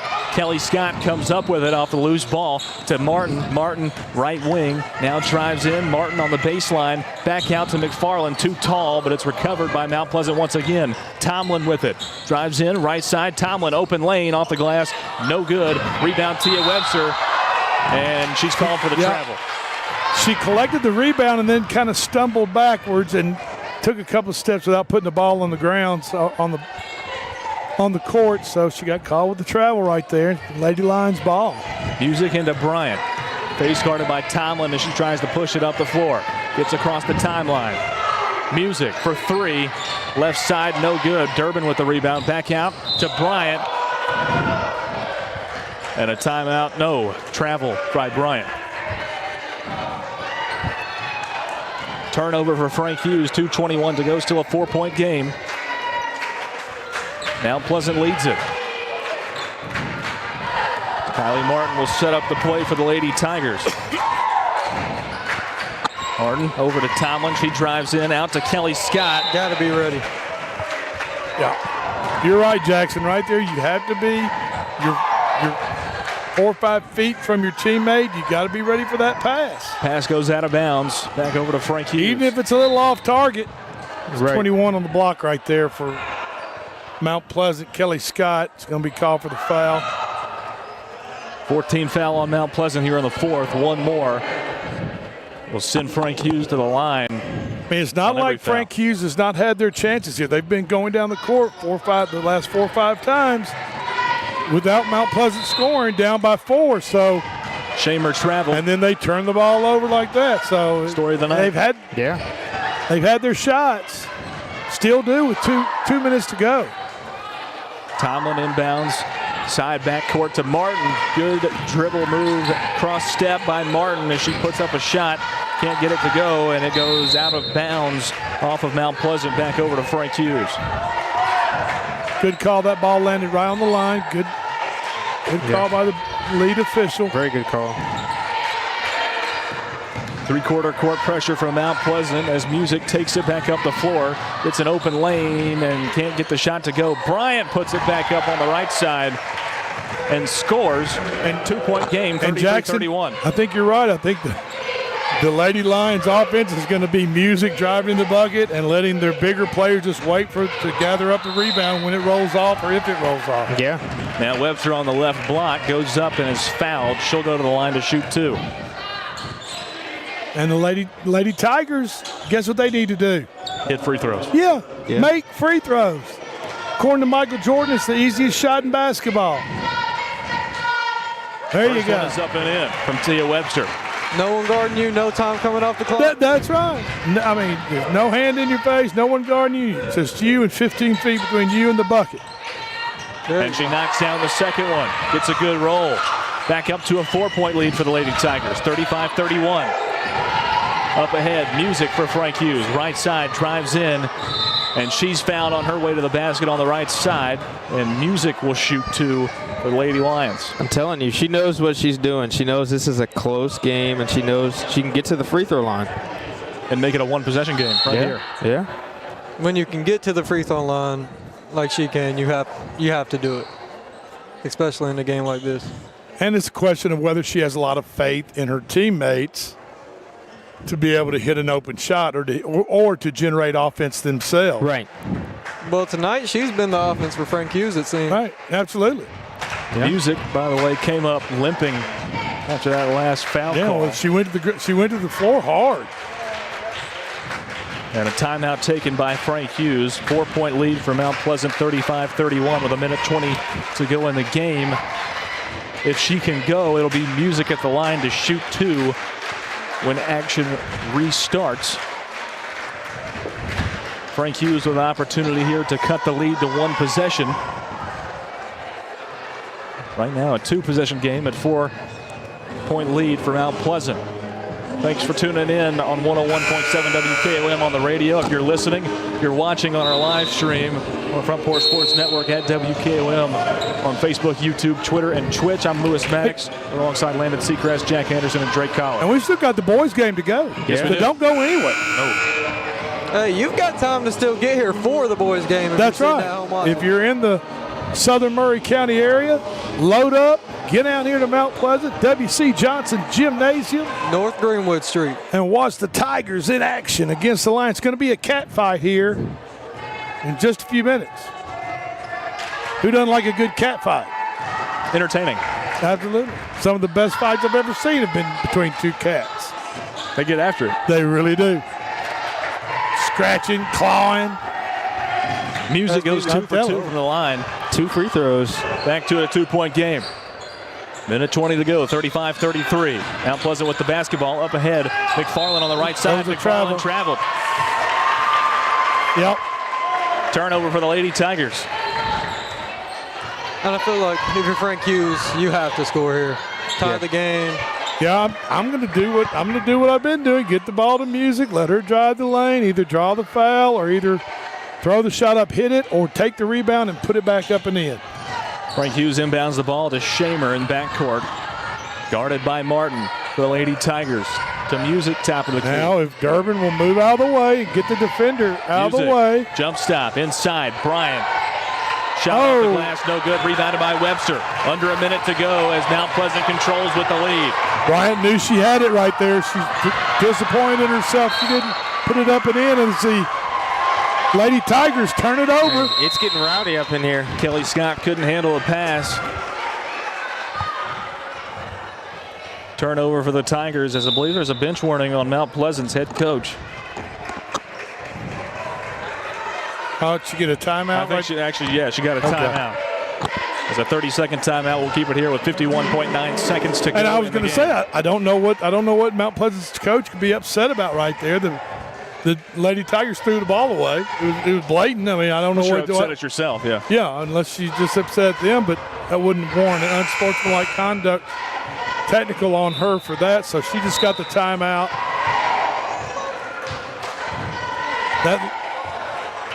That leaves Mount Pleasant, I think, according to the scoreboard, with 2 timeouts left, and Frank Hughes has 1. Seems like Mount Pleasant's used more than Frank Hughes'. Yeah, but maybe not. That's what I was thinking as well. 35-33, 50 seconds to go as Frank Hughes inbounds the basketball. Music gets it tapped away. Goes off with the foot of a Mount Pleasant player out of bounds. It'll stay with Frank Hughes on that end of the floor. Tell you, one player is going to be sore in the morning is going to be Miss Music for Lady Lions. Yeah, from carrying her team. Another 30-second timeout taken by Frank Hughes here with 43.8 to go. That's their final timeout. Mount Pleasant with a 2-point lead. It'll be Frank Hughes with the basketball on their own baseline, trying to draw something up to tie the ball game up here with just over 40 seconds to play. I don't believe anybody else in this gym wants to win as much as Music wants to win for Frank Hughes. I'd say you're right. Calling at every opportunity she can get. And she'll be the one to inbound on the baseline for Frank Hughes. Tell you what, I still think Bryant is the key for the Frank Hughes win this game, number 10. They get it out to Lineberry. Lineberry to Bryant up top. Now inside, Music, free throw line, jumper, rims out, no good. Fight for the loose ball. Bryant comes up with it. Shamer for three, and it drops! Big shot.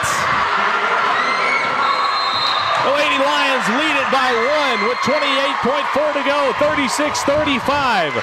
And a timeout taken by Mount Pleasant. A big shot. 2 loose balls picked up by who? Miss Bryant on that exchange right there. Got the assist out to who hit that? Shamer or Shamer? Shamer. Yeah. Shamer for the Lady Lions hit the 3. Go up by 1 with 28 seconds. Shamer from 3 from the right corner. So what's Mount Pleasant drawing up right here? You got to look to 2 people. I would either say McFarland down low or either Webster. Webster. Yeah. And she's talking to Kylie Martin, so I'm thinking Kylie Martin at the guard position is going to try to get the ball on the wing, get a defender on the backside of either Webster or McFarland. I'm thinking McFarland. I think McFarland's been a little bit more active on the offensive end. Inside. She's put the ball back up and in more times than Webster has. I'm just thinking that if I could get the ball to McFarland somewhere down near the blocks on either side, preferably the right side of the goal, I think that's the spot that I want to feed McFarland the ball and have her turn around and try to put it up and in. Another timeout taken by Mount Pleasant. I think she saw the look and they from had Frank Hughes and won another timeout. They had McFarland set up at the high post position. Well, and it very well could be some type of give and go. It just depends. They're probably trying to figure out, and I guarantee you that the Lady Lions from Frank Hughes, they're saying watch 22 McFarland and watch 33 White, either one of them. And really, if I am Mount Pleasant, I'm thinking, if I feed McFarland, I'm telling McFarland, look, they're going to collapse on you. As soon as you collapse, try to turn around, square up to the goal, and find one of your teammates that's opened up from where the defense is doubling on you. So that might leave Tia Webster open over here on the left side of the goal. After they feed McFarland somewhere down here on the right side of the goal, they collapse on her. She squares up to shoot, dump the ball off, look to get rid of the ball because you got plenty of time. I think an important thing here is the balance between scoring too quick and scoring too late. I think that's what Coach Stewart has to weigh in this scenario. But obviously the core is, the point is, let's score. Yeah. I mean, got to score. Mount Pleasant down by 1, 36-35. No timeouts left for either side. Kylie Martin with it. Right side, she'll put up a shot off the glass and gets it to fall. Kylie Martin for 2, retakes the lead for the Tigers. 14 seconds to go. Music drives left side. Shot no good. Rebound Tia Webster. And she tosses Durbin like a rag doll to the floor. My goodness. Durbin's hurt. 37-36 with 9.3 to go.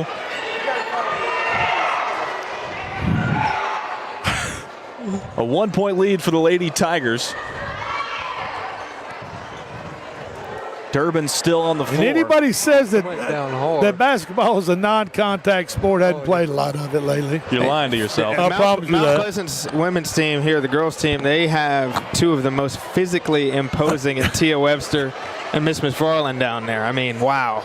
Telling you. That's number 25, Jay. That looked like the WWE move. It really did. Wow. but that wasn't fake. She was not letting that ball Durbin was tossed a good 6 or 7 feet. She was trying to secure the win. Had to get it before the game it was over. Over under, guys. I'm talking to Jack and Landon here. Over under 8.5, 6 or 7 references from Drake in the boys game. I'm already at 3. I mean it is I'm already at 36 3. to 37 here. I'm already at 3. We're not even through the first game yet. So I'm saying for the boys game though, 8.5. Don't let me know what it is because I could. Okay, I'm gonna talk to these guys in the game. It looks like they're gonna have to get Durbin off the court as she is helped off the court by the coach and one of the assistants there. She sits down on the bench. She's already got tape on that right leg, and that seems to in comes number 20. It's O'Neal. Seems to be what is aggravated once again. It'll be Mount Pleasant basketball. Olivia O'Neal. We can go with that. Sure. Full court pressure from Frank Hughes. Can't 1 throw the point ball lead in. for Mount Pleasant. Threw the ball away. They've got the ball right under their basket now, Lou and Drake. Now, Coach, you got to have a little bit better inbound play than that. I'm just saying, you need to stack your guards right there at the free throw lane and let them decide which one's going to break and flash to the ball. Music is inbounding. They get it out to Lineberry. Up top, Bryant. Over to Music. 5 seconds. 5 seconds to go. Bryant for 3. Way out. No good. Ball goes out of bounds with 0.4 seconds remaining in the contest. And that's Mount Pleasant ball. 37-36. Mount Pleasant. I just heave it down the court. Just throw it as far as you can. And that's the game. Mount Pleasant secures the victory. 37-36 over Frank Hughes. The Lady Tigers over the Lady Lions by 1 point. The Lady Tigers. 37-36 final. Yes. Okay. 37-36 the final. Lady Tigers get the win in game number 1 of a doubleheader here on the Front Porch Sports Network. We'll return in just a moment as the boys teams get ready to go. Tigers and Lions here from Mount Pleasant coming up next as you listen to high school basketball on the Front Porch Sports Radio Network.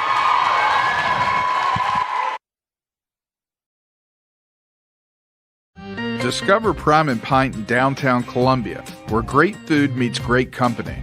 Join us for weekly specials. Tuesday is Texas Tuesday with a rotating menu that gives back to local causes. Wednesday is half off burgers and pints all day long. And on Thursday, don't miss our prime rib dinner carved fresh by our chef. Make your night memorable at Prime and Pint, 105 East 6th Street, Columbia. Prime and Pint Butchery and Public House.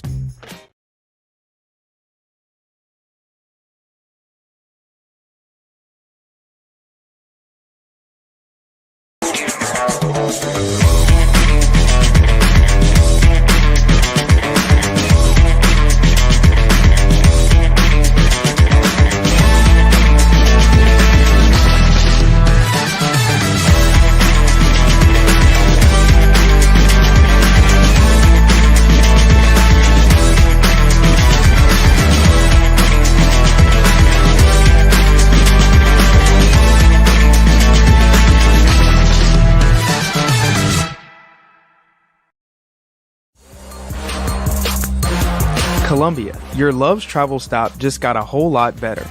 We've modernized our space at 1624 Bear Creek Pike at exit 46 to bring you more of what you want with fuel discounts, additional food offerings, and everything you need to hit the road with ease.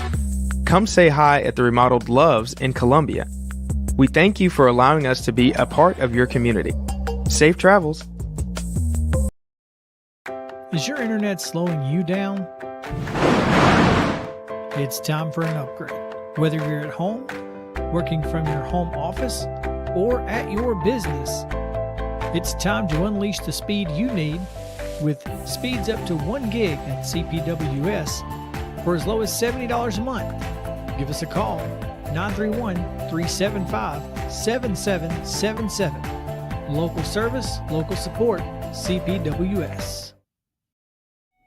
Hello, I'm Rick Whitley. And I'm Daniel Pollard from Jones & Lang Sporting Goods. We would like to take this opportunity to thank all of you for the many years of support. Since 1966, Jones & Lang has been locally owned and operated and supplying teams from T-ball to college. Stop by and see what we can do for you. We offer a wide variety of services from silk screening and embroidery to our custom trophy and awards department. We're open Monday through Friday, 8 to 5, and Saturday, 9 to noon. Remember, Jones & Lang Sporting Goods, the look of a winner. Some people are just obsessed with their lawns. They'd cut their grass with a pair of scissors if they could. Thanks to Gravely, they don't have to. You see, Gravely makes not only the best built and most comfortable lawnmowers, they also leave your house looking like a doggone country club. So whether you're a commercial landscaper wanting the best or just a perfectionist homeowner, you can't do better than a Gravely. See our full line of Gravely products at Murray County Equipment, 1075 North James Campbell Boulevard in Columbia, Tennessee, or check us out on Facebook.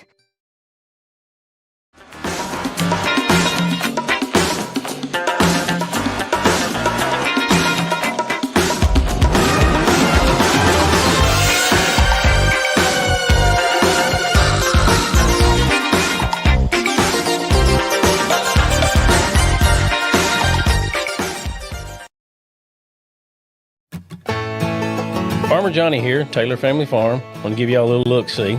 We raise 100% non-GMO, grass-fed beef, pasture chicken, and pork on our family farm. Everything that we grow is raised with love and care to ensure the highest quality and nutrition for our family and customers. You can shop online at TaylorFamilyFarmTN.com or visit our farm store in person at Etheridge, Tennessee at 301 Dave Reisner Road. That's TaylorFamilyFarmTN.com for more information.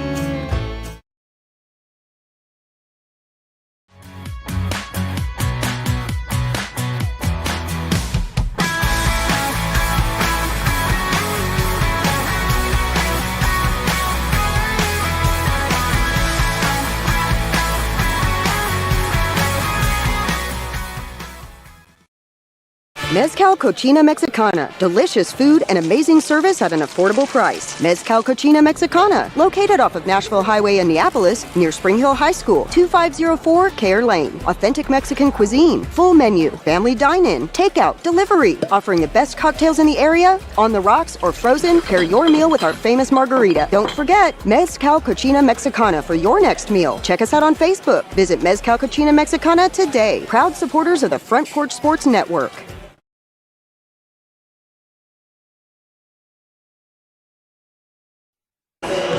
And welcome back here to Mount Pleasant High School. We just had such an exciting girls game down to the wire. Drake, before we talk about what happened in that girls game, give a little promo for the Front Porch Sports Radio Hour that will be live for the rest of the week. Absolutely. We're trying something a little new out, folks.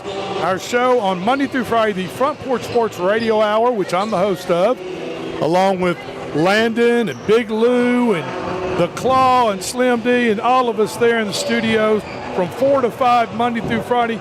We're going live the rest of this week. So Wednesday, Thursday, and Friday, 4 to 5, we're going live. We're going to take calls. You can call in, ask any question you want to ask it, comments, suggestions, opinions, whatever the deal is, anything really pertaining to sports. Please join us 4 to 5, Front Porch Sports Radio Hour, tomorrow, Wednesday, Thursday, and Friday. And, it's the holidays. We're in a good mood. Everybody's got Christmas on their mind, opening up presents, having a big time, spending quality time with family. And we want to give our listeners a chance, Landon, to call in, say hey, tell us what's on their mind. And we're happy to take their opinions in and any suggestions they might want to have for us on the Front Porch Sports Radio Hour. Yeah, definitely. We had a good time today. We had a live show today. We had about 4 callers call in, and we had now, I'm going to tell you, a couple of those guys, I think I knew them. You now, think one they're of picking with you? One of them I know I knew, and the other guy, he was kind of disguising his voice a little bit, trying to be slick. Said he had a '67 Chevy he wanted to sell.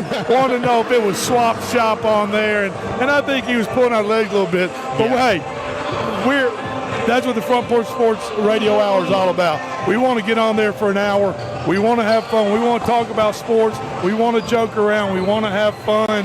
And we want to have a connection with our listeners.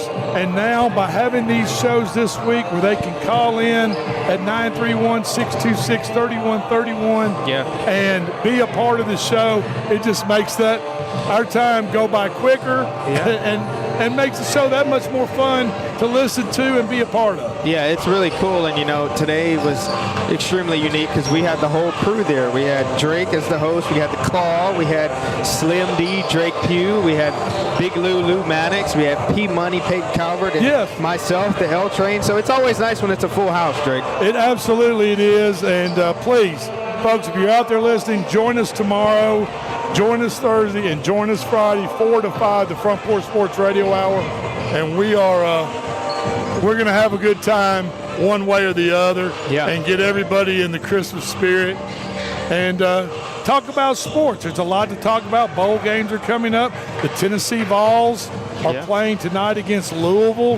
Vanderbilt plays Memphis tomorrow. Alabama plays South Florida tomorrow. Alabama plays Oklahoma Friday night, and then we've got 3 more college football playoff games on Saturday. So there's a lot to talk about. It's really, and to be honest with you, Landon, it's kind of hard to get it all in 1 hour. It is. It is very, very tough sometimes. We had a great time with callers today, and we look forward to hearing from you guys out there the rest of the week. And we want to shout out tonight.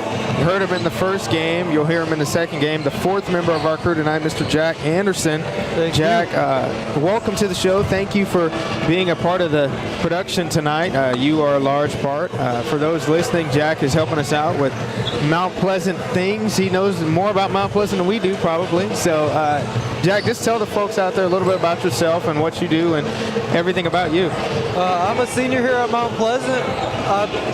I played basketball here my freshman year. I haven't played here since. I'm in the ATL program here, and I'm going to TCAT after this, but I just always liked basketball, and especially Mount Pleasant basketball. And I feel like this year we've got a pretty good team. That's really good. We're glad to have you here. What are the strengths of Mount Pleasant, of the boys basketball team? What are the strengths and weaknesses in your opinion? The games I have saw, they're definitely a great defensive team. A lot of athleticism spread throughout the roster. Some good shooters here and there. They're a pretty good team. Yeah. Now, Coach Derek Boyd, the head coach, he was head coach years ago. I had him. He and I had plenty of conversations on the basketball court as me being the official and him being the head coach. And then he got away from head coaching and was actually the athletic director here at Mount Pleasant and might still be. He might also be the AD and the head coach. I had him as an assistant coach when I played, and he was just as active as any head coach I've ever had. Right.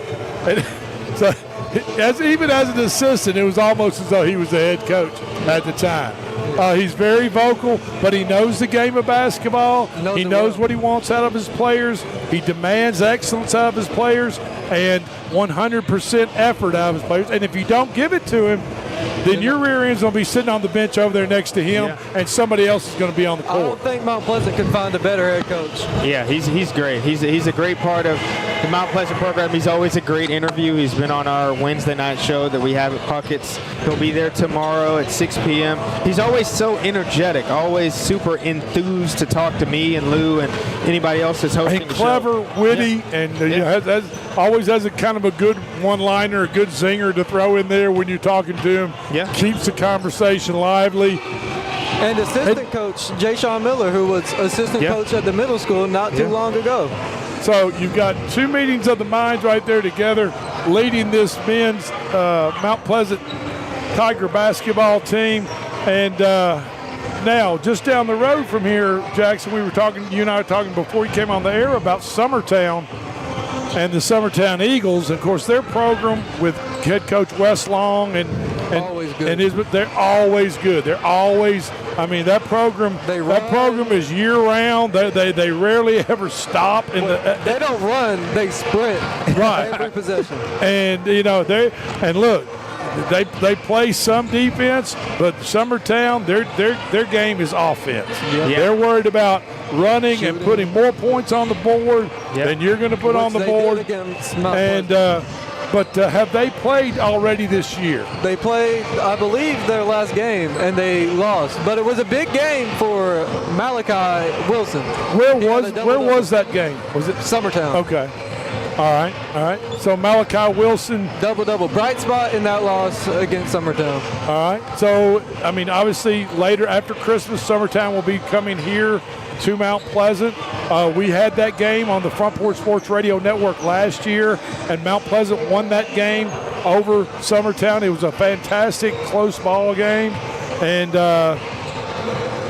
if I remember correctly, and maybe not, I don't know, but it seems like there's always a battle between Mount Pleasant and Summertown. Football, basketball, baseball. Because they're only what, 10, 12 miles from each other, even though they're in different counties. They share a Summertown there in North Lawrence County, and then Mount Pleasant in South Murray County. So they're very familiar with each other. I'm sure even the players know each other in a roundabout way because they're so close to each other.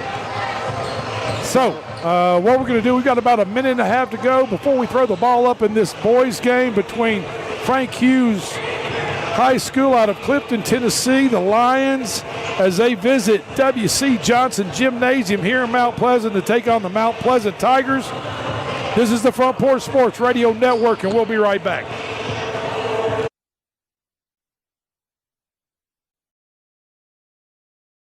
Discover Prime and Pint in downtown Columbia, where great food meets great company. Join us for weekly specials. Tuesday is Texas Tuesday with a rotating menu that gives back to local causes. Wednesday is half off burgers and pints all day long. And on Thursday, don't miss our prime rib dinner carved fresh by our chef. Make your night memorable at Prime and Pint, 105 East 6th Street, Columbia. Prime and Pint Butchery and Public House. Hi, I'm Robert Rogers at Parks Motor Sales Buick GMC. And I'm Michael Parks Lawrence at Parks Motor Sales Buick GMC. Together, we're Mr. Bobby Parks' grandsons, and we run his dealership, and we are glad to be part of our local community. Being family owned and operated, we invest heavily in our community. We do things like sports teams, schools, bands, you name it. We try to help everybody we can. The reason why we do this is because we all love this community. So come do business with us, your neighbors, at Parks Motor Sales in Columbia, Tennessee, right off Nashville Highway, or at parksmotorsales.com. A body in motion stays in motion until you feel that muscle tighten, that sharp pain you didn't expect, and suddenly you're stopped in your tracks. KRT helps you get back in action with all natural pain relief in just minutes. Don't get sidelined by muscle cramps. Stay in the game with KRT.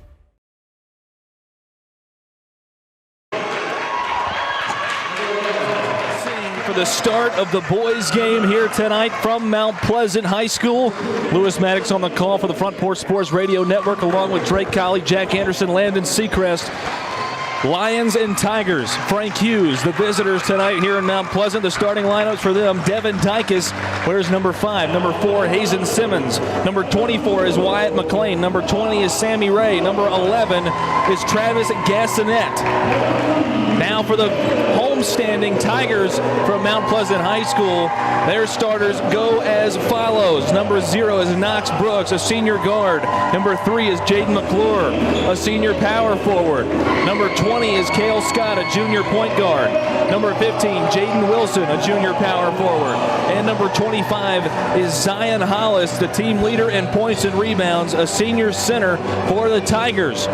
Once again, Frank Hughes in their road black uniforms, all black unis, yellow letters, yellow numbers trimmed in white. Mount Pleasant, all white home uniforms, red numbers and red letters trimmed in blue with a red stripe down either side. It'll be Jaden Wilson and Devin Dykus tipping things off in Mount Pleasant. And let me remind everybody, Frank Hughes High School was in the state finals last year in the Glass House in Murfreesboro. Cale Scott right off the bat for three. Can't get it to drop. And now it's going to go out of bounds off of Jaden Wilson as Dykus throws it off of his leg. Back out of bounds. It'll be Lions basketball as we're just getting started here from Mount Pleasant High School. Devin Dykus will control things for the Lions at the point guard position. Goes over to Hazen Simmons, now back to Dykus, left side. Working on McClure, falls down. He's going to get called for a travel. Good defense there. A turnover for the Lions. Back over to the Tigers for Mount Pleasant. Cale Scott will run the offense for Mount Pleasant. Top of the key, kicks over right side to Knox Brooks. Now cross-court pass, Jaden Wilson. Pump fakes, drives back in, now kicks out. Knox Brooks over to Scott. Scott open left wing for three, got it! That quarterback can shoot the ball too, ladies and gentlemen. 3-0, Tigers over the Lions. 7:15 to go first quarter. Hazen Simmons drives in on Jaden Wilson. Now kicks back out. Dykus spins in the lane, puts it up right at the rim and gets it to fall. Nice move. Beautiful soft touch when he got close to the rim. 3-2, Mount Pleasant on top. Cale Scott with Wilson. Now back out up top, Knox Brooks to Scott. Saves it from going over and back. Scott now picks up his dribble down low. Good eye. McClure pump fake and puts it up and in. Terrific pass. Football connection right there, quarterback to tight end. Yeah, and terrific pass by Cale Scott. Way to keep his eyes up and see his open teammate underneath the goal. With a lot of pressure here. Ball thrown away out of bounds. They say McClure tipped it out. It'll stay on the baseline for Frank Hughes. It'll be Wyatt McLean to inbound for the Lions. And I'm seeing in this road student station over here, 1,000 career points. Devin Dykus. Yeah, and he just must have scored it, I guess. They held up. Cheerleaders are holding up a 1 and 3 zeros. And taken away Zion Hollis off the pass, trying to get it to Dykus down low. Cale Scott with it. Over to McClure. McClure, right side, double team, back out Cale Scott. Scott, pump fake, drives in, kicks out Wilson. Wilson, right side, jump stop, 12-foot jumper, no good. And it's going to be tapped out of there by McClure. It goes out of bounds. A turnover for the Tigers. They lead it by 3 with 6:03 to go first quarter. And there's those signs for those viewing this on Facebook. Congratulations to Devin Dykus from Frank Hughes. He's got the ball top of the key. He'll pull up from straight on. Hits the back of the rim, no good. Rebound, Zion Hollis. Hollis over to Scott. Scott, right side, inside McClure. Almost a lob pass. Good now back out to Hollis, up and in for the Tigers. Big man Zion Hollis. It's a 5-point lead. Fantastic ball movement from the Tigers already. Dykus drives in on McClure, and he's going to be fouled by Cale Scott going up to the rack. We'll send Dykus to the line to shoot 2.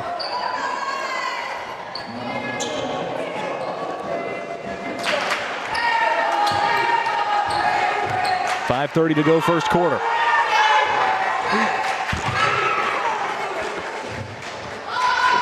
Sammy Ray, number 20. Sammy Ray. Dykus knocks down the first free throw. Second one bounces off, no good, but the rebound by Ray, and he's going to be fouled. Drake, number 20 from Mount Pleasant, would be the quarterback, Cale Scott. It'll be Frank Hughes basketball.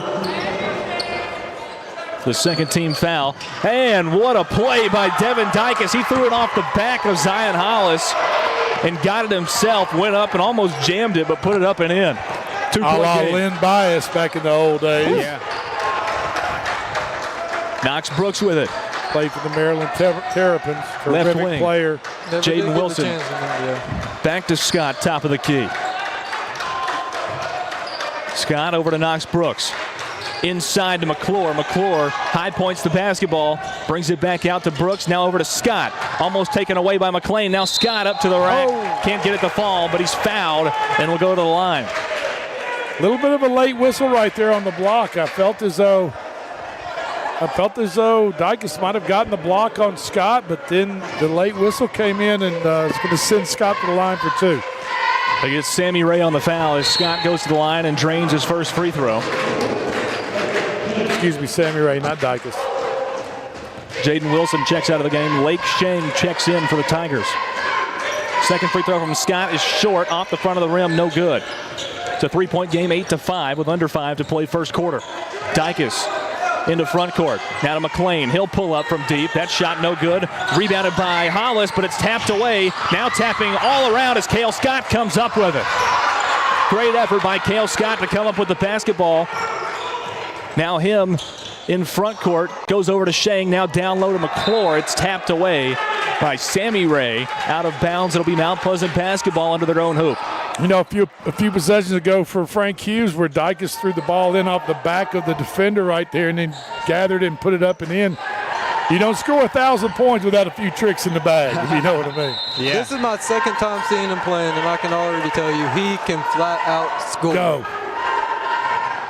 In a lot of different ways, from shooting the ball to taking it to the hole. I mean, you name it, he can do it. I saw him dunk it with jumping off 2 feet right here after he inbounded that ball. Knox Brooks with it, back over to Cale Scott. Back to Brooks, back to Scott, left side. And a 3-second violation called on Zion Hollis for the Tigers, a turnover for Mount Pleasant. You got to be where you are, that hot spot. If you're going to move the ball around the horn, just passing the ball around, if you're a big man, you got to move through and out of the hot spot. Can't stand in it. Hazen Simmons with it, top of the key, fighting through contact, taken away, Knox Brooks. Brooks, open lane, down the floor, right side, right hand, left side, scores it as the lead grows to 5, 10-5, Mount Pleasant on top of Frank Hughes. Under 4 to play first quarter. Hazen Simmons over to McLean. McLean fighting through traffic, down low. They try to get it to Ray inside. And they'll say that it's off of Mount Pleasant. It'll be Frank Hughes basketball under their own hoop. They get it inside. Sammy Ray, 5-foot jump shot is up and in. Lead cut to 3. Beautiful little catch and shoot by Ray right there. Just very simple. Catch it, top of the jump shot, release, 2 points. And he had it, so why not? Yeah. I mean, it's a beautiful shot. Why not let it fly? Cale Scott sets up a new play for the Tigers offense. Inside Zion Hollis. Anticipation throw to McClure. Now down low, back to Hollis. Can't get the shot to fall. They save it from going out of bounds, but right into the hands of Dykes. Devin Dykes down the floor. He'll put it up off the glass. Rolls off, no good. Rebound by Frank Hughes, gassing it. And a foul called on the floor. Yeah, Cale Scott fortunate right down here on that first shot. He caused the contact, laid on the block, and no call was made. Jaden Wilson checks back into the game. He'll check out Zion Hollis. Gassonet also checks out. And in is Tucker Staggs. A little bit faster pace in the boys' game. Yeah, 100%. Staggs right off the bench will shoot 1 for 3, and it's an air ball. They're up and down the floor a little bit quicker. A little bit quicker than the girls' game. Yeah. 10-7 the score, 3:05 remaining first quarter. Frank Hughes playing that Jim Boeheim wide 2-3 zone, it looks like. Good pull. Hands to the side, not up. Knox Brooks with it. Now back over left side to Cale Scott. Scott over to Brooks once again.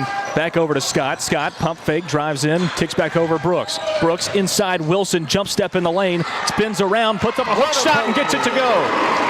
That's another player who can flat out score, Jaden Wilson. Yeah, and good floor awareness, knowing where he was. Good the head fake, the spin, and then back up, and just a little nice soft touch right at the rim. Devin Dykes controls the offense for Frank Hughes, directing traffic. Working on Lake Sheng, gives it off. Hazen Simmons. Dykes now drives in right side. He'll stop in the lane, give it down low. Sammy Ray. That should be an offensive foul, and it is. Way to be there. Knox Brooks had his feet set. Tell you what, if the football or basketball career does not work out for Cale Scott, there's always an acting career somewhere in his future. Yeah, Cale Scott. I think Cale Scott did a little bit of a sell job on that one, but that's all right. Got it to work. He's had it happen against him before, I guarantee you. Sure. He's got it top of the key. Drives in on McLean, and McLean plays the pass and takes it away. 12-7, Mount Pleasant leads with 1:45 to go in the first. Hazen Simmons with it. Gets it to McLean on the left wing. Back up top to Simmons. Tapped away by Brooks. And a foul going to be called on Lake Shang as he was fighting to get to the ball first before Hazen Simmons got there. And this is just an observation from the radio end of it, but I'm going to give the smallest, the award for the smallest numbers on the jersey go to Frank Hughes Lions. They're tiny. The back is not that bad, but the front numbers. That's like 12-point font. They're not as big as your hand. Yeah. And Lewis, you were here. You were there with me for the Battle Creek game. As Dyke splits up a three, no good. Controlled. Hunter Holt comes out of there with it. Hunter Holt drives in on Simmons. He's blocked away, and it's taken away. No foul call as he's blocked away, and it comes up with it. Devin Dykus now coming back down the floor. Hunter Holt took it right back from him. Hunter Holt back down the floor, right wing. Skip pass over to Cale Scott. Scott to Brooks on the right wing. Inside, Wilson. He'll pull up from the free throw line and gets it to roll in. Beautiful soft touch. Beautiful soft touch as the ball just laid up on the rim and rolled right in. Why do anything else if you can shoot over? 14-7 is the advantage for Mount Pleasant. 45 seconds to play first quarter. Hazen Simmons, cross-court pass to Wyatt McLean. Now back to Simmons. He pump fakes the three. Right side, drives in, puts up a 10-footer. Rolls off, no good. Rebound, Jaden Wilson. Knox Brooks back across the timeline. He's going to take it coast to coast himself. Puts it up off the glass. No good. No foul call. Hunter Holt still in there trying to create some havoc, and he's finally called for the foul. What I was saying earlier, Lewis, you were there at the Battle Creek game. The same kind of defense is being played tonight by these Tigers. Yeah, it absolutely is. Aggressive and intentional. And it's working. Well, I mean, especially from Hunter Holt. When you have the runner-up state champion coming into your gym, that's going to fire you up as a team. I mean, you know what I mean? That's and you got this guy at the free throw line. Yeah. 1,000-point scorer Devin Dykus from Frank Hughes High School. His first free throw is up and through. Bet he has shot a lot of free throws in his days. I would say so. Got a beautiful form, beautiful shot. Keeps his elbow in. Second flicks free his throw wrist. is up I and mean, in. it's just a beautiful, fundamental, technical, fluid shot. 20 seconds to play first quarter. Lead is cut to 5 for the Mount Pleasant Tigers as Cale Scott brings it into the front court. They're going to take the last shot here with 10 to go in the quarter. Give it over Knox Brooks. Back over to Cale Scott. Trying to get it inside to Jaden Wilson. Back out Knox Brooks. Over in the corner. Back to Brooks. 2 seconds. They'll have to just throw one up and couldn't get it to go. Brooks should have taken that shot earlier. He had it wide open, and then he took the tough shot with somebody in his face. 14-9, the score at the end of one. Tigers over the Lions from Mount Pleasant, Tennessee. As we return with the second quarter action to listen to high school basketball on the Front Porch Sports Radio Network.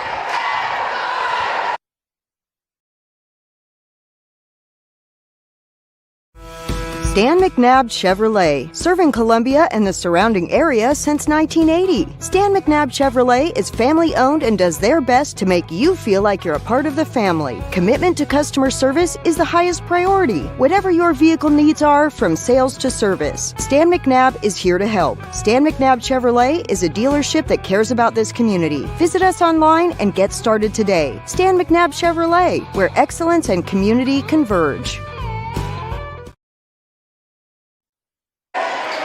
Back in Mount Pleasant, Tennessee, 14-9 the score as we enter the second quarter of play. Drake Pugh and Barry Duke on the call on our sister station, 103.7 WKRM, and also on live at WKRM on Facebook, YouTube, Twitter, and Twitch for Columbia and Lawrence County in the Lions Den tonight in Columbia. So if you're looking for that game, tune in there. We're here at Mount Pleasant. Tigers and Lions from Frank Hughes here in Mount Pleasant, Tennessee. Inside, Devin Dykus for Frank Hughes. Down low, Tucker Staggs. He's fouled and will go to the line for 2. Couldn't get the shot to fall. Beautiful assist from Dykes right there. He had his teammate wide open, and 31 just could not put it in for the traditional three-point play. When you draw that much attention, you got to. That's right. You have to realize that you're going to have teammates that are going to be wide open. First free throw is no good from Staggs. As Lake Shane checks out of the ball game, back in is Jaden McClure for the Tigers. Second free throw, no good. And a lane violation on Frank Hughes. You had a guard, an outside guard that came inside the three-point arc before the ball hit the rim. You cannot do that. That is a no-no. Cale Scott with it, left wing. Gives it off Jaden Wilson. Thought about a three, working on Wyatt McLean. Back up top, Cale Scott. Now over to Hunter Holt on the right side. Inside, Jaden McClure tapped away, but Cale Scott comes away with it. Scott needs a bounce past that ball right there. They work it around the perimeter. Jaden Wilson in the corner on the left side. Gives it back up, Cale Scott. Scott looking for somewhere to go. Inside, Jaden Wilson. 5-foot jump shot, no good. Gets his own rebound off the glass. No good again. Tapped around. Rebound by Hunter Holt. Another offensive board as it's tapped away by Gassinet. Going out of bounds. It'll stay with Mount Pleasant. They'll inbound it side back court. Malachi Wilson will check out for the Tigers. Back in is Zion Hollis. I know Jaden Wilson's kicking himself right now for missing that little putback right there. I know. Good movement off the ball. Cale Scott with it over to Hunter Holt. Back up top to Scott. Tipped away once again by Gassinet. Back over Jaden Wilson. Scott inside. McClure back out Hunter Holt. Up top Scott. Scott drives in. Free throw line and way to draw a foul. He'll get an Oscar for that one once again, Drake. Well, he got 31 in the air. He got 31 for Frank Hughes in the air with the head fake and then went back up. So I think that's a pretty legitimate foul. He did the Dwayne Wade shot fake. First free throw from Scott is up and through. 6-point advantage for the Tigers. 6:48 to play in the first half. Second free throw off the front of the rim, no good. Rebound by Hazen Simmons. To Dykes, down the floor, Gassinet. Gassinet will take a three, blocked away by Hollis and out of bounds. Dropped at the three-point arc. Yeah, Gassinet will think twice about pulling the trigger on that three-pointer out there again with Zion Hollis. Yeah, with Hollis anywhere near him. Inbound tapped away. Scott up ahead. McClure to the that's a push in the back. And a foul going to be called on Frank Hughes. It was called by the backside official. I can't believe the official from that side of the court did not call that shot. It was, matter of fact, it was almost intentional. And I'm not going to say flagrant, but an intentional foul. Now, Jack, I want to ask you, can Jaden McClure put that one in the rim with a dunk if he's got an open lane? Jaden McClure can jump out the gym. It's pretty high. I've seen him dunk. We were in 8th grade the first time I've seen Jaden McClure dunk. Whoa. That's impressive. Second free throw for McClure. Rims in good. 16-9 the score. 7-point advantage for the Tigers. Dykes up ahead to Staggs. Staggs picks up his dribble, and he's going to be called for the travel. It's surprising to me that the Lions from Frank Hughes are having a tough time breaking this kind of, it's full court pressure, but it's not heavy in your face full court pressure. It's more kind of like a zone, like a zone that they're just denying the passing lanes, and they can't handle the ball that well. Inside, Jaden McClure blocked away by Dykes. Rejected. And picked up. Dykes on both sides of the floor tonight. Yeah, I'm telling you, the kid can play. Tristan Witherspoon has checked into the game for Frank Hughes. Dykes with it. Near the midcourt stripe. Gives it off McLean, tapped away by Knox Brooks, puts it back into play, and it's going to be recovered by McClure, who lost it out of bounds. McClure had it right there in his hand and just turned away and looked towards to see who he was going to throw the ball to, and it just rolled right out of bounds. He looked back and the ball was gone. Absolutely. 5:45 to go, second quarter. A foul going to be called as Dykes trying to break the pressure into the front court of the Tigers. Number 15, Wilson, drew the foul. Second team foul of the quarter for Mount Pleasant. Mount Pleasant's in the bonus. Dykus, cross court to Hazen Simmons. Double teamed inside Staggs. It was too tall and out of bounds. Simmons can't believe it. Frank Hughes is feeling the pressure tonight. Yeah, they are. Knox Brooks will control the offense for Mount Pleasant. Wilson now to Hunter Holt, top of the key. Back over Wilson, left side. Working on Witherspoon. Back over Hunter Holt. Hunter Holt, right wing. Skip pass, cross the floor, trying to get it to Knox Brooks, and it's tapped out by McLean. Lou, my coach would call that pass right there a dunk pass because that's a steal and that's a dunk in most cases. Cross court like that. Oh, dunk for the other team. Yeah, that makes more sense. Yeah, dunk pass.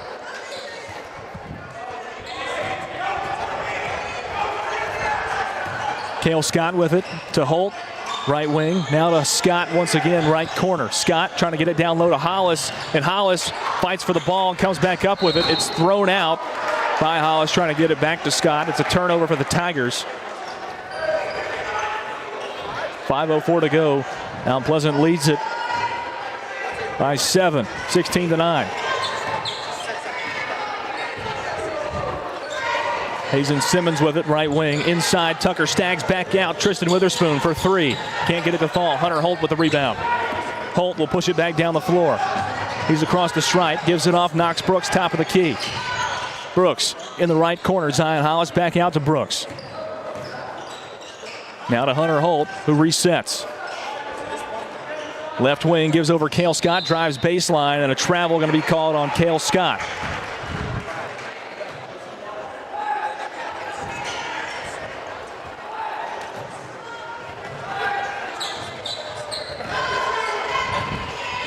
.4:30 to go as Hazen Simmons brings it into the front court. Intercepted Jaden McClure. McClure, one-on-one break to the line. Got it to fall! Jaden McClure and the foul!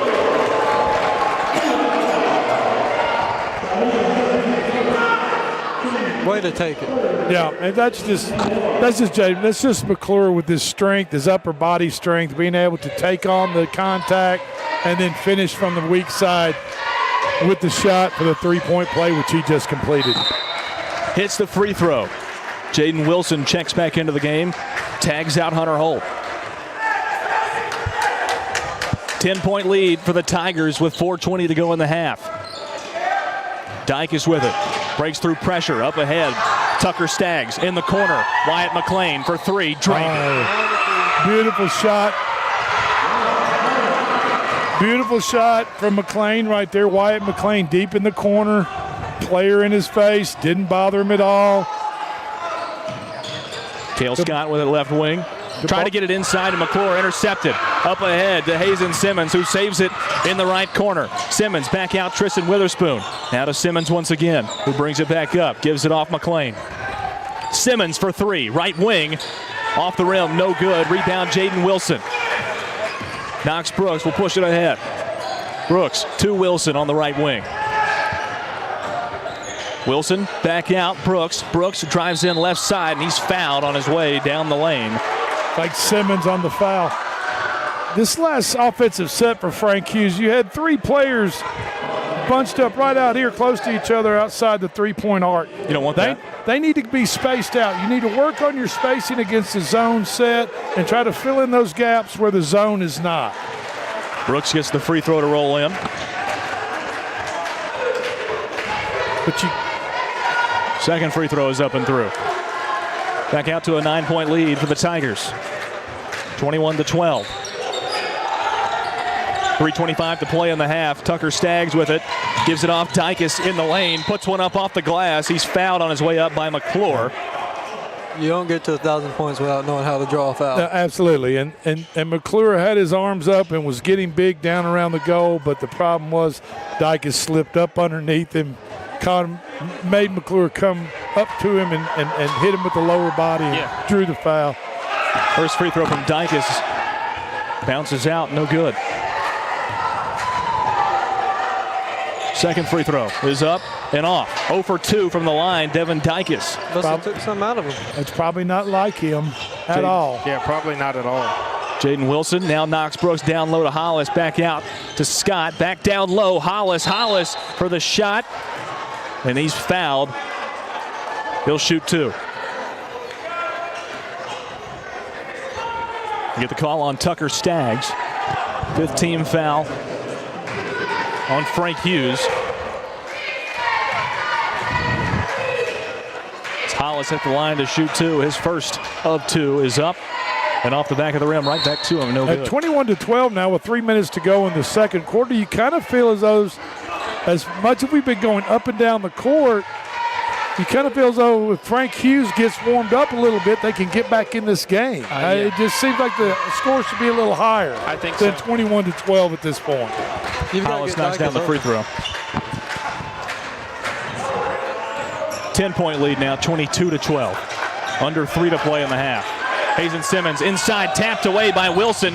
Now a fight for the ball. Sammy Ray comes up with it, but right to Cale Scott. Scott drives the lane. Shot off the glass. Good. 12-point lead, 24-12. Hazen Simmons drives in, left side. Jump stop to Sammy Ray, back out to McLean. McLean now drives in, handoff, Ray, back out. Tristan Witherspoon for 3. Off the back of the rim, no good. Rebound, Jaden McClure. McClure behind his back, dribbling through traffic, loses his balance and goes to the floor. Through contact, no foul called as Wyatt McLean. I think that's exactly what happened. He just kind of lost his balance. I think so too. Witherspoon with it being guarded by McLean, or by Wilson as Dykus goes up to the rim. He's fouled on his way up. It's a good foul by Brooks there. Yeah, Brooks was not going to have any of that. Yeah, I think Dykus was going to rise up on that one, Drake. Business decision. 2:08 to play as Dykus to the line for 2 shots. His first one is out, no good. It's 3 straight misses. 3 in a row. 3 in a row. 3 free throws in a row. Dykus has missed. I'm sure that is not normal. Yeah, for him. You can tell by his body language that that's not normal for him. His second of 2 is up and in. I mean, that's just a sweet shot, a sweet release. You can tell by the way he makes it. Yeah. That's not normal. Yeah. No rim at all. Knox Brooks checks out of the game for the Tigers. Hunter Holt checks in. Cale Scott brings it across the timeline. He's got it left wing. Over to Hunter Holt. Thought about a 3, doesn't take it. Back over Cale Scott. Scott drives in, kicks out. Jaden Wilson for 3, left corner. Nothing but nylon. Beautiful deep corner shot by Jaden Wilson. 27-13, a 14-point advantage for the Tigers. McLean with it, hands off Witherspoon. Being guarded by McClure, now back out McLean. Inside Sammy Ray on Zion Hollis, looking for somewhere to go. It's a mismatch down low for the Tigers. I think he might shoot this. Devin Dykus drives in. And a foul going to be called on Mount Pleasant. Coach Boyd needs to be careful. Coach Boyd up by 14 right here. He needs to be careful. 1:23 to play in the half as Dykus will go back to the line to shoot 2 more. I might not have been so forgiving as Mr. Washington.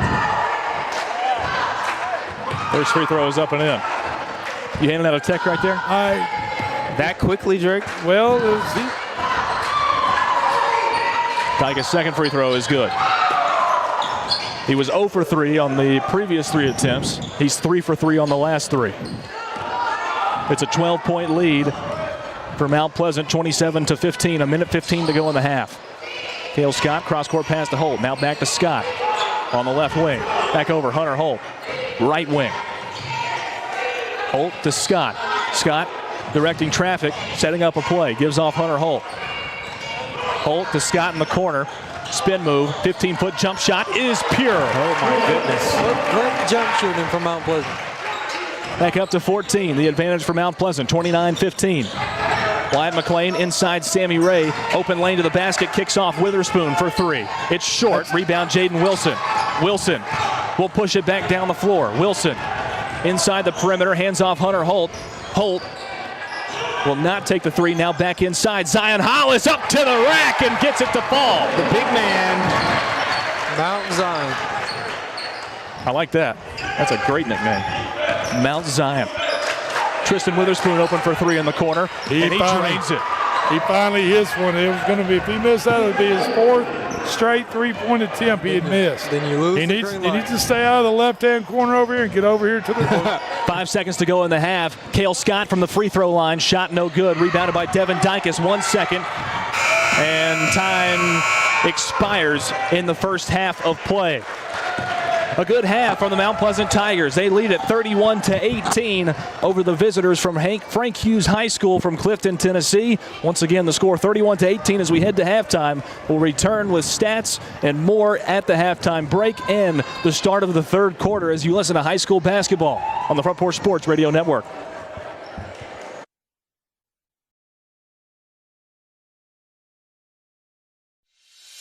At CSH, we know the sport of football builds discipline, character, and work ethic, 3 common characteristics of winners. It's a sport where we drowns out me. Leadership is nurtured, and that's why CSH supports all Murray County football teams and want to say a special thanks and good luck to every player, coach, volunteer, and parent of this year's teams from youth programs, middle schools, and high schools. We know football builds men that make a difference. Let's go.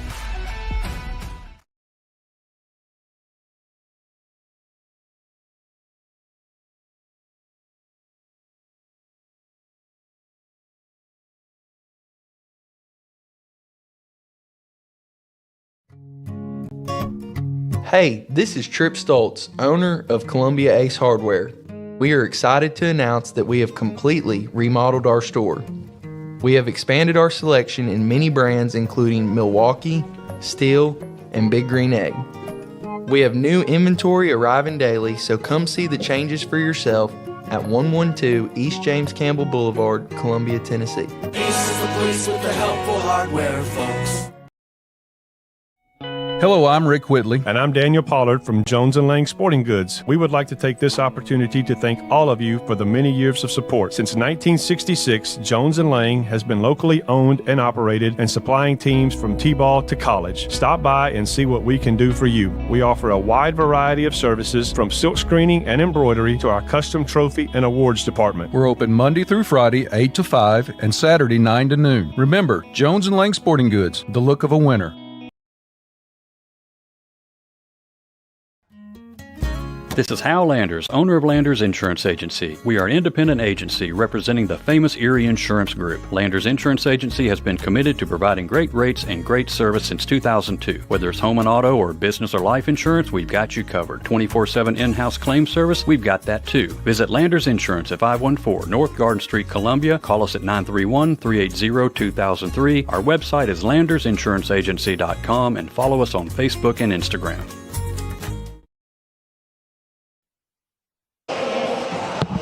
Welcome back here to Mount Pleasant High School. It's halftime of boys action with the host Tigers leading 31-18 over the visiting Frank Hughes Lions. We got some other local action going on. We've got a broadcast on our sister station 103.7 WKRM with Barry Duke and Drake Pugh on the call. The boys game is underway.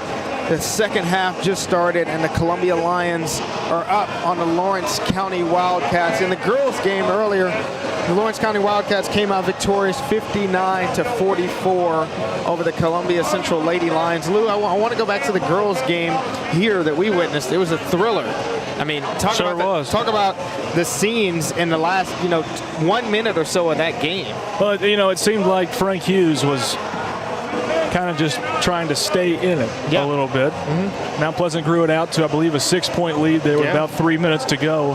Pass forward to the last 1 minute of the contest. Shamer for Frank Hughes in the right-hand corner knocks down a three. They had cut it to 2, so Frank Hughes takes the 1-point lead with 28 seconds to go. I do remember that number. And then Mount Pleasant comes back down the floor, and Kylie Martin puts one up for 2, takes the lead back by 1. Then some pleasantries exchanged. Bottom line, time expires, and Mount Pleasant wins it by 1. So a lead for Mount Pleasant throughout the duration of the fourth quarter by 4, 5, 6. Frank Hughes comes back, takes the 1-point lead. and eventually Mount Pleasant with the win by 1 point. A thriller here from W.C. Johnson Gymnasium in Mount Pleasant, Tennessee. Yeah, some huge stats and performances for the Mount Pleasant Lady Tigers. Kylie Martin with 14 points, Clarissa McFarland and Tia Webster. McFarland had 9, Webster had 7. Miss Tomlin had some timely three-pointers. She also had 7. And Lou, we talked about it in the game. Some of the most physically imposing young ladies out there down low for the Lady Tigers. Yeah, I don't know if I've ever seen that much contact in a basketball game. You know, like Drake was saying, there's usually a lot of contact in girls high school basketball, but that was, I mean, the amount of tie-ups that we had, the amount of bodies hitting the floor. A couple of players that were hurt and we had to take time for. Music and Durbin, as well as McFarland for the Lady Tigers, all had to regain their composure, were banged up throughout the game. A lot of contact in that girls' game. Yeah, and I'm going to throw it to Drake Colley here. Drake, promo for your Front Porch Sports Radio Hour once again. We'll be live for the rest of the week. We will be live on the Front Porch Sports Radio Hour the rest of the week. Wednesday, Thursday, Friday, 4 to 5 o'clock. Please join us. Put us on your dial, 101.7 FM WKOM, as we're going to be taking live calls for the first time ever on the Front Porch Sports Radio Hour. We want your suggestions. We want your opinion. We want your participation as a listener here in the Maury County, Southern Middle Tennessee area. If you call in at 931-626-3131, we're not going to put you on hold for 15, 20, 25 minutes like some other call-in stations. Once we answer the phone, we're going to get you on quick, get your opinion, get your suggestion. There's a lot to talk about in sports. The Vols romp tonight over number 9 Louisville in Knoxville, just as the Magic 8 Ball predicted this afternoon. And we've got Alabama, Oklahoma Friday night. We've got 3 more of the first-round college football playoff games on Saturday. So there's a lot to talk about. Plus the big man comes down the chimney in about 8 days. And we get to all tell what we want for Christmas. And I know what I want for Christmas.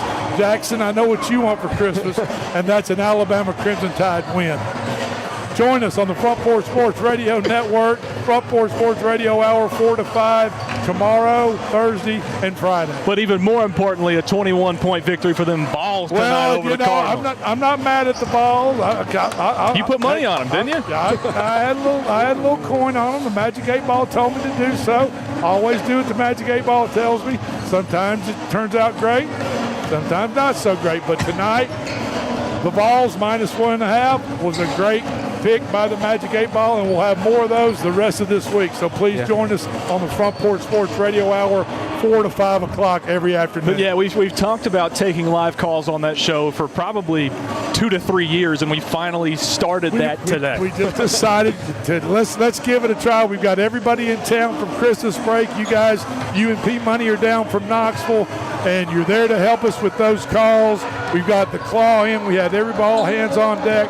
And it's always fun to take these calls and talk to the guys that are listening to us out there and to see what they have to say, see what their opinions are, see what their suggestions are, and just see what they want to talk about, because we're willing to talk about it. We're not set. It's not set in stone of what we talk about on the show. We can jump around and talk about a number of different topics.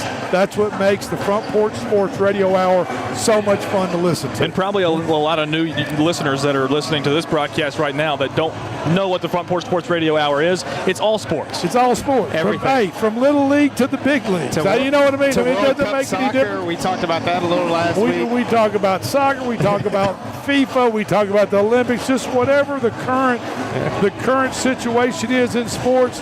Hey, it's open for conversation. So that's what it's all about. We like to have fun on the show, nothing serious. And like I said, the listeners' opinions, suggestions, they're important to us, and that's why we're going to go live 4 to 5 tomorrow, Thursday, and Friday, and take calls. If people want to call in and talk about something, you're more than welcome to.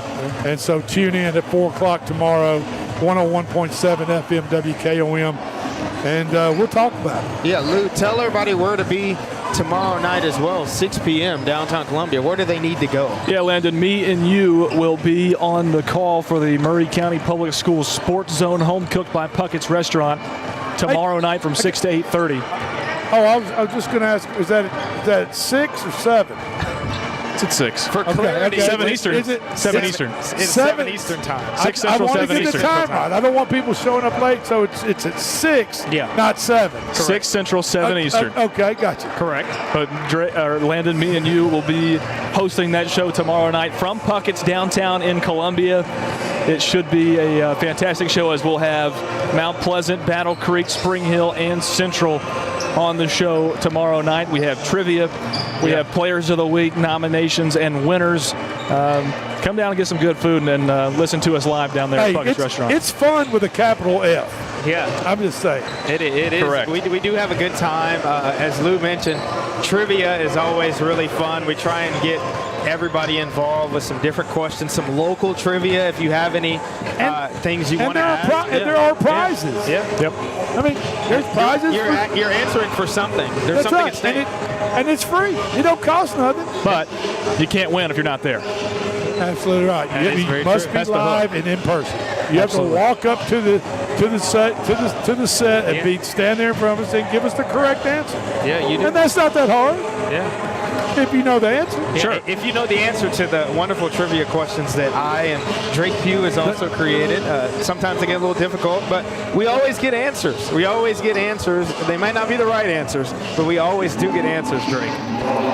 Write something down. Just don't leave it blank. Right. That's what the teachers always told me. Here from W.C. Johnson Gymnasium on the Front Porch Sports Network, Drake Colley, Jack Anderson, Landon Seacrest, and Lewis Maddox. Here we have a 31-18 lead for the Mount Pleasant Tigers on top of the Frank Hughes Lions. Can I make a prediction right here? Okay. I'm going to say this game's going to get closer before the end of this ball game. I'd say that's a good prediction. I think it's going to get closer, much closer than the 13-point lead right now by the Tigers. I think by the end of this ball game, it's going to get closer. I'm feeling a lot of the same energy from the girls' game. Bounce set for third quarter action from Mount Pleasant, Tennessee. Once again, Tigers on top, 31-18 over the visiting Frank Hughes Lions from Wayne County on the Tennessee River down there in Clifton. Right on the Tennessee River. You could throw a rock. Who is Frank from Hughes? Main Do we Street? have an answer? I don't know who Frank Hughes is. Do we have any answers? I'll tell you what. I don't think we. I'm going to find out. I'm going to find out for you guys. I want to know who Frank Hughes is. I do Anybody too. listening to this broadcast? I love that. They've got the Jeopardy music playing as the officials are holding up the start of the third quarter. They can't get the right time on the scoreboard. And we got a thumbs up from down there, and there's 8 minutes on the clock. 16 to go in the contest. 13 points is the advantage for Mount Pleasant, now coming back to forward on your TV screen. Cale Scott with an open look in the right corner, kicks out up top to Knox Brooks. Zion Hollis inside, strong to the basket. Can't get it to fall. Devin Dykus with the rebound for the Lions. Dykus with it in front court. Cross-court pass to McQueen, and he'll put up a three. That one rolls off the top of the backboard, no good. Coming down with it is Sammy Ray, but he loses the handle. Jaden Wilson comes up with it. Wilson in the corner. Scott drives the baseline. Bounce pass to Hollis, and he's fouled down low by Wyatt McLean. First foul of the second half coming at the 7:19 mark in the third quarter. Our next break, I'm going to enlighten everyone who Frank Hughes was. Okay? Cool. We got it. And why Frank Hughes High School exists to this day. Mount Pleasant working it around, getting it down low to McClure. McClure, jump fake, and puts it up and in with the foul. Second three-point opportunity for Jaden McClure of the ball game. Had one in the second quarter, which he completed. He's got an opportunity for another one here. Hey, I just want to say, Jaden McClure, my nickname for him is Money Making McClure. That's good. I like that one. Zion Hollis with the rebound off the missed free throw.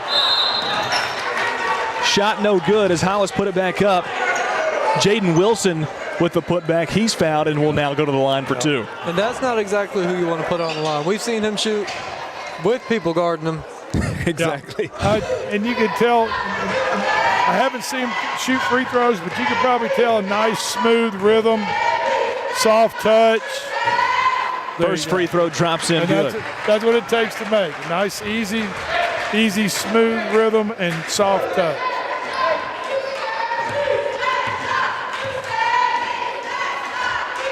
Wilson's second free throw off the side of the rim, no good. Rebound by Sammy Ray. Hands off to Dykes, who pushes it back up.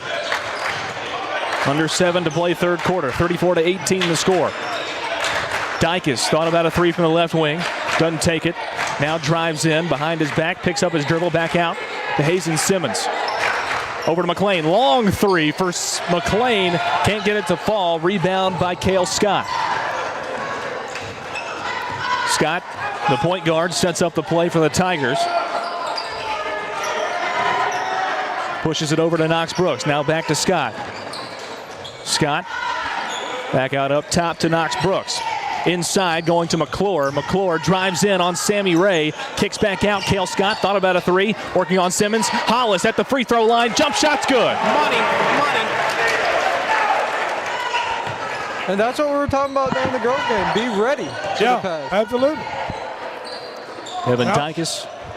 Mount Pleasant doubling up the Frank Hughes Lions at this point. That could have been a foul right there. Sammy Ray inside. Now a foul called on Jaden Wilson. Exactly straight up. Yeah, you're talking about Wilson on the first attempt. Looked like he came forward a little bit, but they got him on the second after the Frank Hughes player gathered up his miss, put it back up and got fouled. Sammy Ray to the line. First free throw is pure. Ray sat a lot in the first half. I was kind of surprised by that. He's really aggressive inside. I thought. Knocks down 2 of 2 from the stripe. Lead cut down to 16 for Mount Pleasant. 5:45 to go third quarter. Kicks over to Knox Brooks. Cross court pass, Jaden Wilson. Now back to Brooks. On the right side, back to Wilson. Up top, Cale Scott. Scott looking for somewhere to go. Back over to Wilson on the left side. And a 3-second violation on Jaden McClure for the Tigers. Creates a turnover. Seems like a lot of 3-second violations tonight. Yeah. Yes. Oh, the same guy, too. I'd say that might be the 5th or 6th. Close. Even more motivation not to get another 3-second violation. Devin Dykes, mid-range follow-away jump shot, no good. Rebounded by Knox Brooks for the Tigers. Over to Wilson. Jaden Wilson now in the corner. Cale Scott. Scott loses the handle on the basketball. Now picks it back up. His pass is tipped away, and Sammy Ray comes up with it. Over to Dykes, who pushes it up into the front court. Dykes working on Knox Brooks, gives it off Hayden Simmons. They work it around the perimeter, gassing it with it on the right side. On the wing, and now a timeout going to be taken by Frank Hughes. A full timeout with 4:52 to go in the third quarter. 36-20. Frank Hughes trails at Mount Pleasant as we'll take a break as you listen to high school basketball on the Front Porch Sports Radio Network.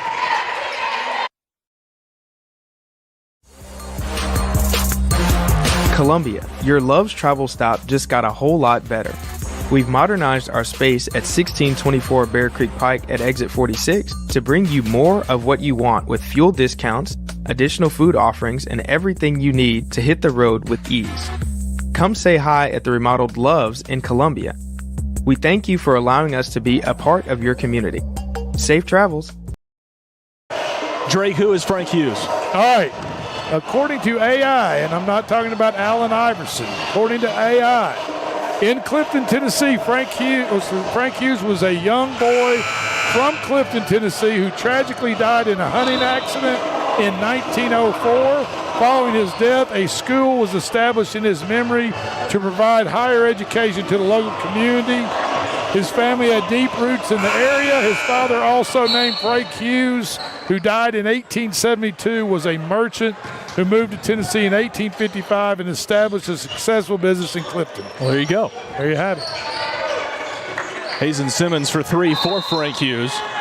And a jump ball going to be called. Frank Hughes will get the possession arrow favoring their direction as Wilson came down with the rebound. He was tied up.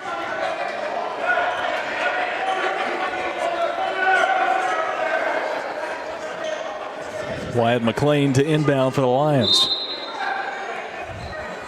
All right, we're having some type of powwow here. Scoring issue.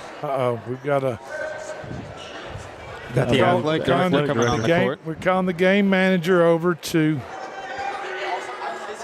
We're calling the game manager over, and we need to have that gentleman that's standing at the door. He's going to have to sit down or either leave the gym, one or the other.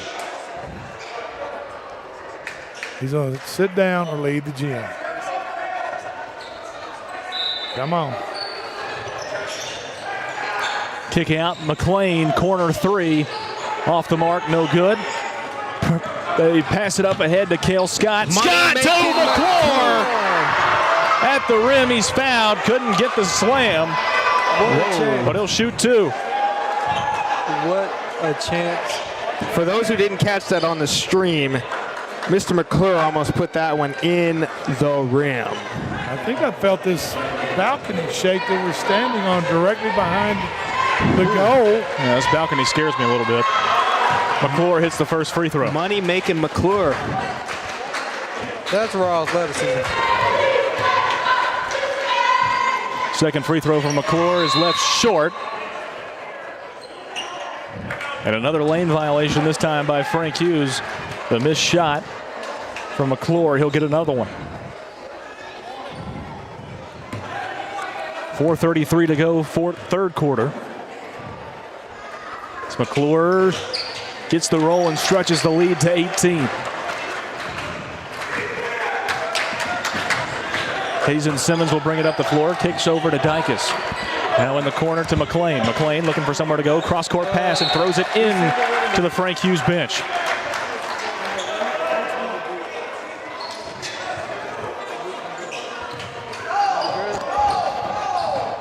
Cale Scott will control for Mount Pleasant.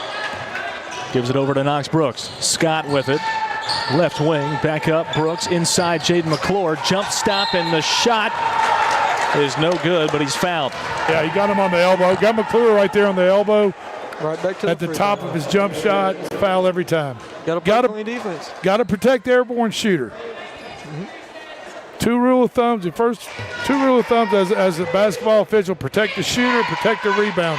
That's why you got to watch the girls' game. Not how they're calling it. Yeah. First shot from McClure is up and good as Malachi Wilson will check in for Zion Hollis.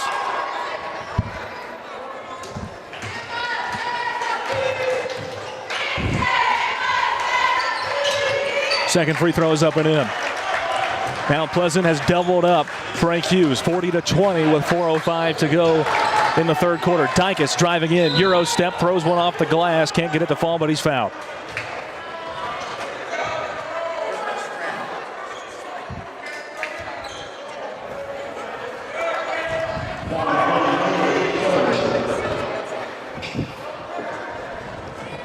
He acts like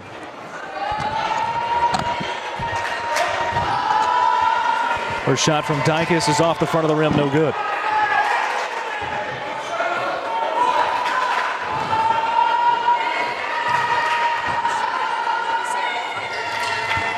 Second free throw is good from Dykus. Lead back down to 19, 40-21, under 4 to play third quarter as Cale Scott brings it back up. Scott picks up the dribble, now over to Knox Brooks. Inside Cale Scott. Scott looking for somewhere to go, gets it out. Jaden Wilson, corner three. Wilson rims out, no good. And Dykus comes up with the rebound. He pushes it back down the floor. 1-on-2 break as Dykus is going to be called for the offensive foul. Way to be there, Cale Scott. Scott draws the charge once again.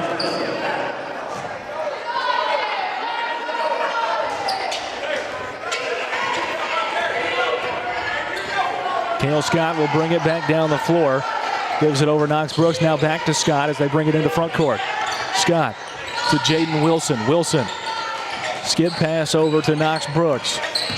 Brooks inside McClure. McClure can't get the shot off. Gives it off to Cale Scott. Scott drives in. Puts it up off the glass and it rolls out. No good.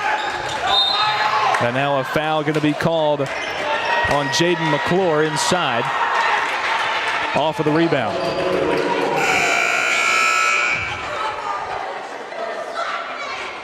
So McClure comes out. Zion Hollis back into the game for the Tigers.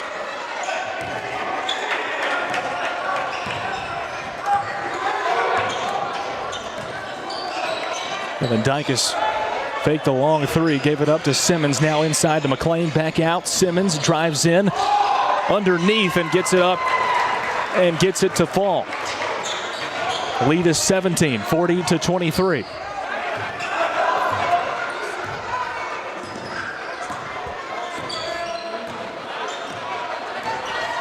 Cale Scott with it. Gassonet comes up to face guard and gives off Knox Brooks. Brooks drives around left end, now comes through pressure. Cross-court pass back to Scott. Back up top, Brooks inside Zion Hollis. Back out, Cale Scott wide open for three. Off the back of the rim, no good. As Dykes comes up with the board. Dykes pushes it back across the stripe. Dykes inside, takes it through himself. Off the glass, no good. Rebound Zion Hollis. Approaching 2 to play, third quarter. 17-point lead for the Tigers as Scott comes down the floor. His shot no good, but a push underneath as Malachi Wilson goes to the deck. Fifth foul on Frank Hughes, and Wilson will go to the line to shoot two. Coming off a recent double-double against Summertown.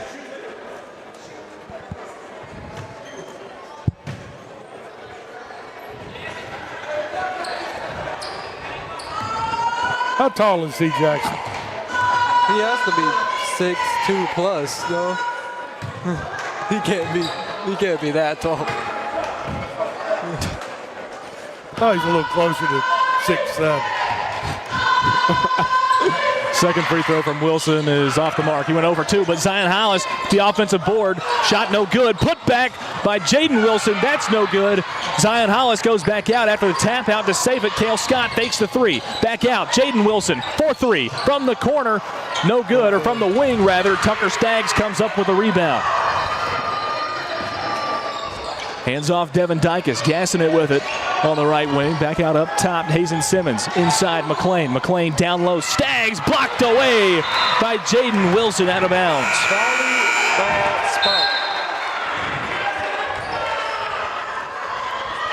Malachi Wilson checks out for the Tigers. Back in comes Hunter Holt. You can't get much cleaner of a block than that. Just tapped it out.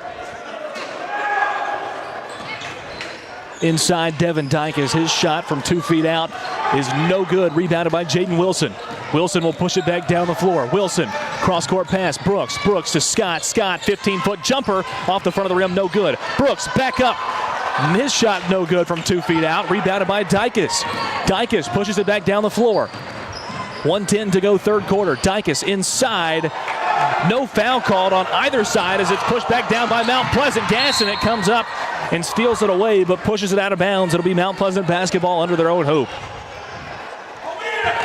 Chaotic series right there for both sides. A lot of hand-to-hand action, boys and girls, I'm telling you. I like it like that. Out, Cale Scott wide open. Left side, corner three is nothing but net.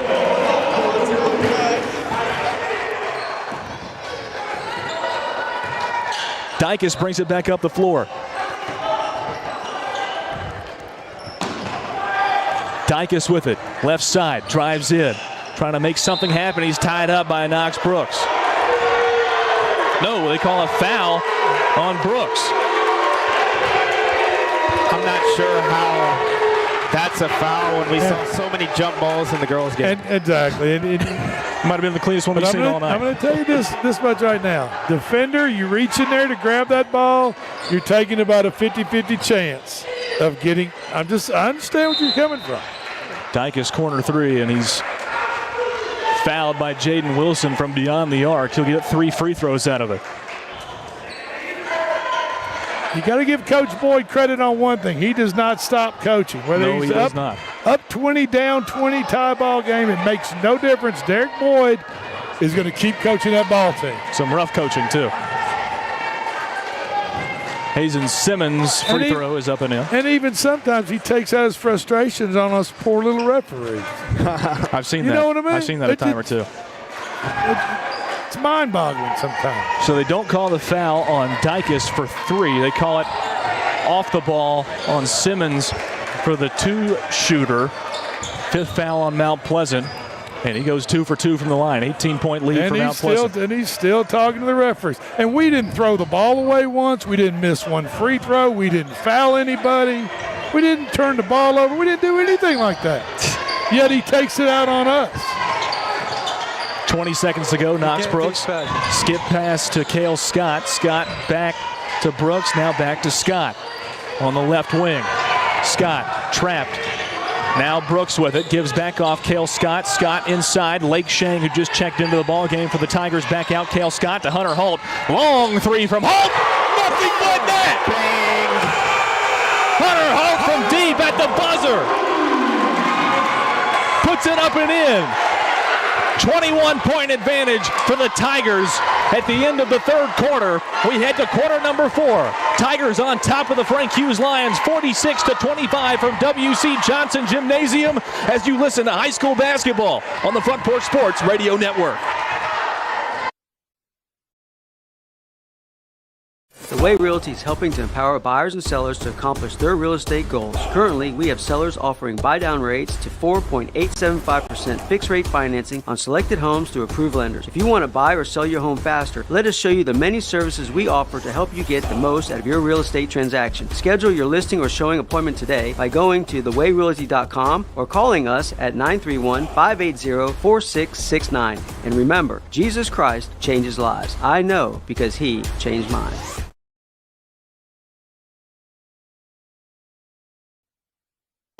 Back in Mount Pleasant, Tennessee, start of the 4th quarter. Lewis Maddox on the call for the Front Porch Sports Network and also on 101.7 WKOM, joined alongside Landon Seacrest, Jack Anderson, and Drake Colley. And who hit that 3 at the end? Who was that? Hunter Holt. Well, let me tell you what, the old saying goes, it's not about the size of the dog in the fight. It's about the size of the fight in the dog. Yeah, you're as the smallest man on the bench drilled that 3-pointer at the buzzer for Mount Pleasant. It's a 21-point lead for Mount Pleasant, 46-25 as we start the final 8 minutes of the contest. Cale Scott drives around right side, being worked on by Dykes. And a foul going to be called inside on Tucker Staggs as Zion Hollis was working to get open. It'll be Hunter Holt to inbound for the Tigers on his own baseline. He breaks out the play, gives it off Cale Scott in the left-hand corner. Scott up to the rack, goes to the deck.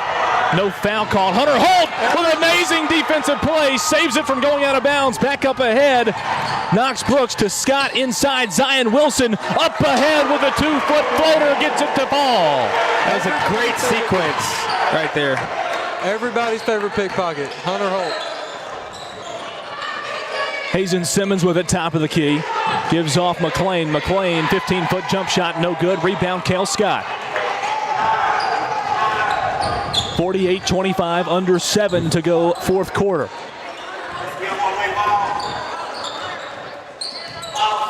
Lake Shang back up top to Cale Scott. Scott drives in right side to Shang. Shang inside Zion Hollis. Backdoor cut to Shang. He's on the turf. And gives it over to Brooks. Timeout. Do we have a timeout?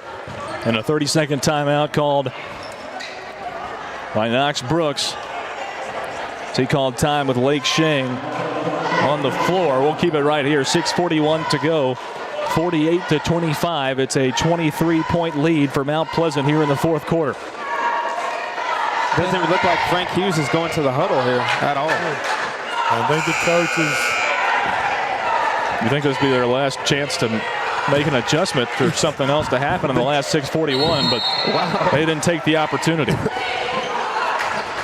Sometimes when your opponent is hitting on all cylinders, you kind of feel like there's just really nothing you can do. Lake Shang inside, Zion Hollis up and in if you know with the right mean. hand.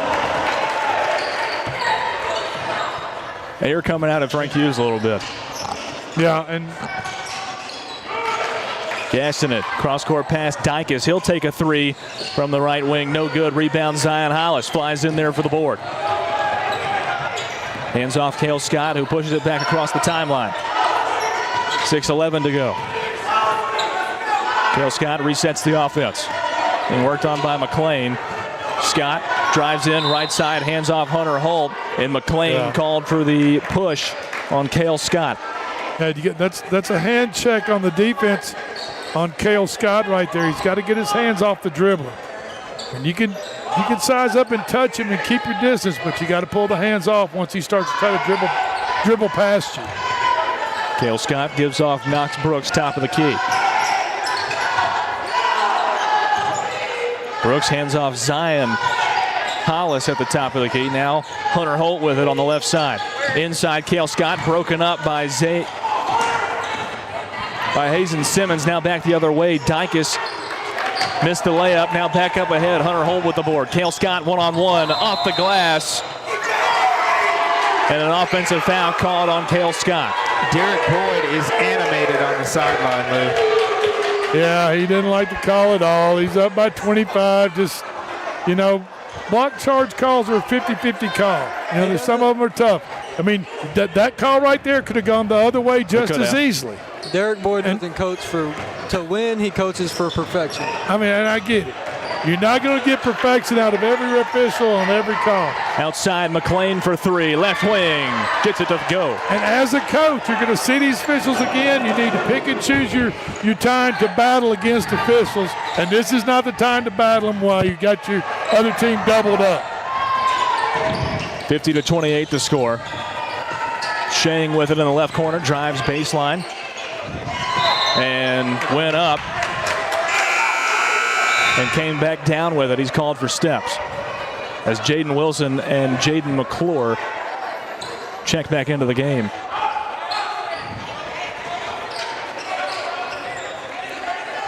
Knox Brooks and Lake Shang check out.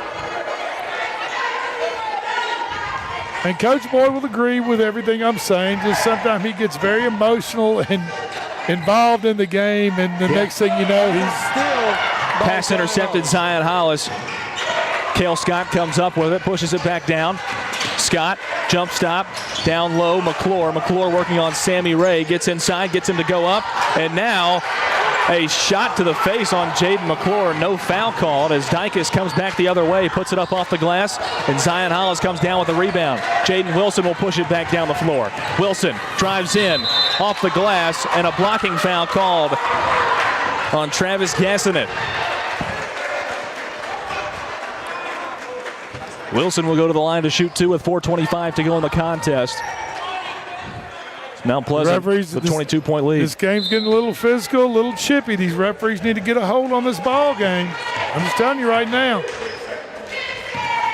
They need to get a hold on the physical play. I don't care if they're here all night. This is Jaden Wilson's first foul shot is up and pure. It's too late in the ball game to let things get out of hand. 4 minutes and 25 seconds to go on the fourth. Or get somebody hurt. Right. Yep. Definitely. Wilson's second foul shot is also pure. Lead back out to 24, 52-28. 4:20 to play, fourth quarter. Gassinet, long three. Can't get it to go. Rebound, Jaden Wilson. Wilson with it, behind his back, lost the handle. Picks up his dribble, now up ahead, Jaden McClure. McClure drives in, right side of the lane, puts it up off the glass. Got it! Money making the foul. McClure back at it again. McClure goes to the line to try and complete his third three-point play of the game. I'll tell you, Devin Dykus has done whatever he has, or he's done whatever he's been able to do this game to try to get them to win, but Mount Pleasant as a team has just been better.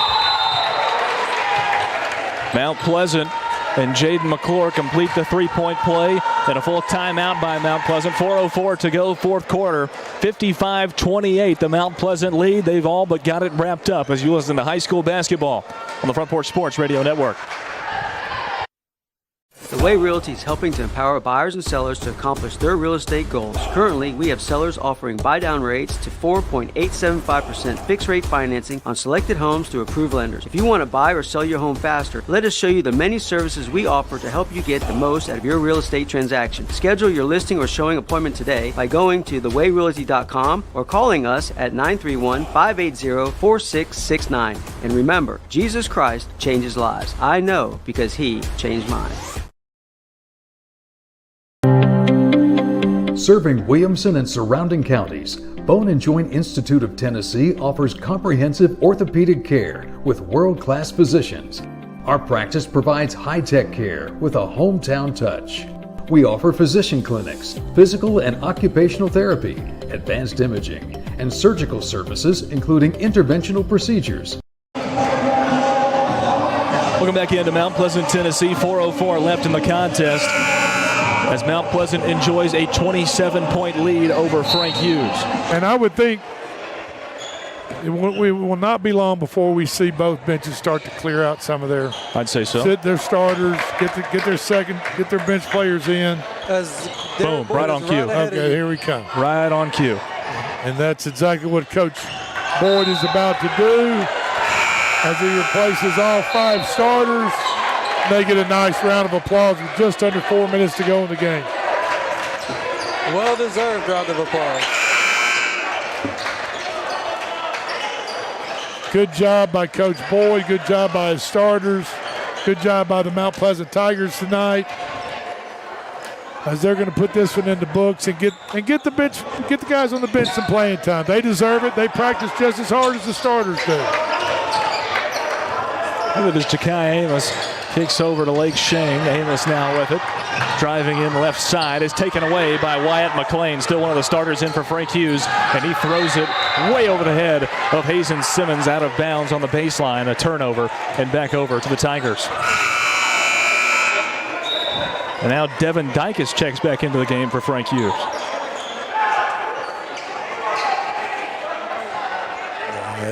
I think Frank Hughes, head coach, just might be trying to work some damage control at this point and have the number so the number won't look as bad in the newspaper tomorrow. Lake Sheng with the basketball inside. Mount Pleasant with the shot. 4 feet out, can't get it to drop. Dykes with the rebound, and a foul going to be called on Mount Pleasant. They get Ja'Kai Amos. Should be B.J. Lane, maybe? B.J. Lane. Numbers have changed since these rosters came out. Ja'Kai Amos seems to be sidelined for this game. Little jersey swap. It happens. Dykes down low to Staggs, and a foul going to be called.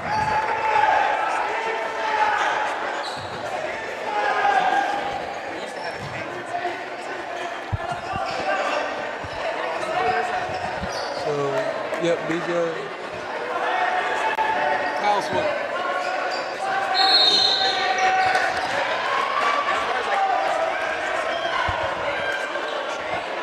Kyle Sweat wearing number 2 tonight, usually number 22. Yeah, just like we got a shove on number 4 for Frank Hughes right there, just as he inbounded the play. So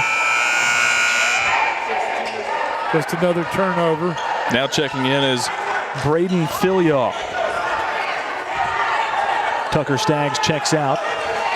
So Hazen Simmons and Devin Dykes still in the game for Frank Hughes. All starters out for Mount Pleasant. Still a 27-point advantage for the Tigers as we tick under 3 to play here in the 4th quarter. Lake Sheng down the lane trying to get it to Malachi Wilson, who lost it out of bounds. And it just occurred to me, Frank Hughes is another school in this southern middle Tennessee region with the school colors of black and gold. Yeah, Lewis County as well. Wayne County, yeah. Santa Fe. Yeah. Frank Hughes. There's a few of them. There's a lot of them. Yeah. Dykes to Simmons. Simmons with it left wing. Simmons now drives in, will make something happen. Down low, trying to get it to Filiaw. He couldn't handle the pass. It goes out of bounds.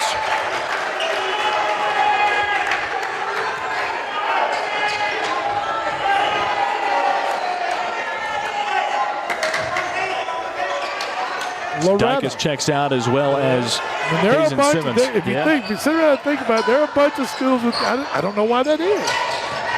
But there has to be a reason. Right side, skip pass across the floor. Now Malachi Wilson with it down low. He puts it up off the glass. Can't get it to fall, and it's rebounded by Philyaw for Frank Hughes.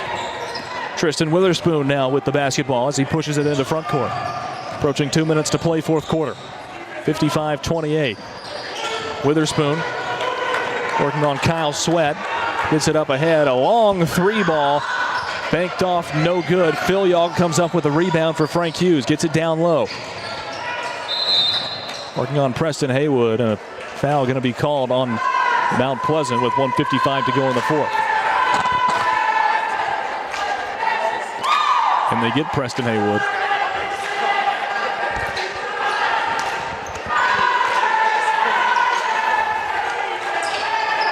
Witherspoon inbounds out to Travis Gastinet.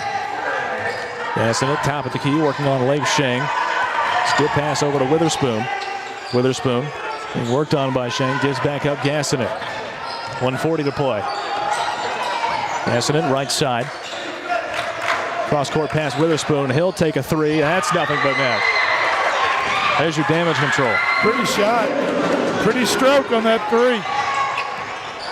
Witherspoon cuts the lead to 24 as Kyle Sweat controls the ball for Mount Pleasant. Inside BJ Lane. Lane drives to the basket. Can't get it to fall. Malachi Wilson with the putback puts it up and in. Travis Gastinet crosses the timeline for Frank Hughes. Over to Witherspoon. Witherspoon. Take the pass in the corner. Back up top, Gastinet. Working on Kyle Sweat.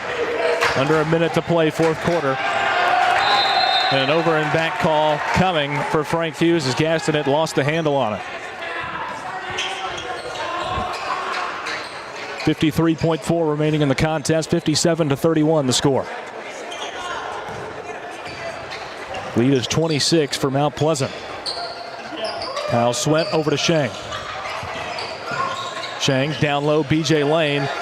Controls it, puts it up. He's fouled on his way up and will go to the line to shoot two. 41.3 remaining in the fourth quarter.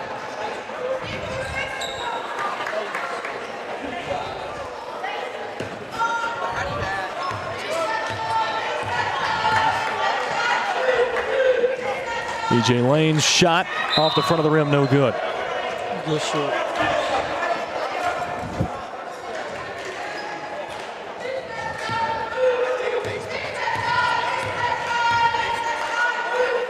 Second free throw from BJ Lane is up and off the side of the rim.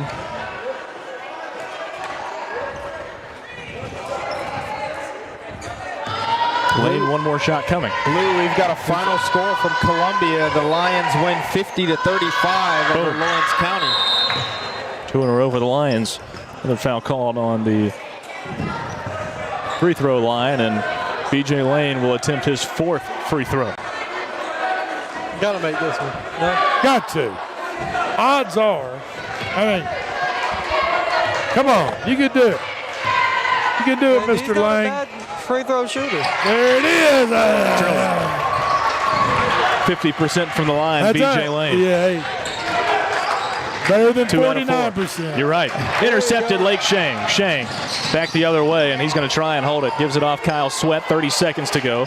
Preston Haywood with the basketball. Back to Sweat. Sweat over to Sheng.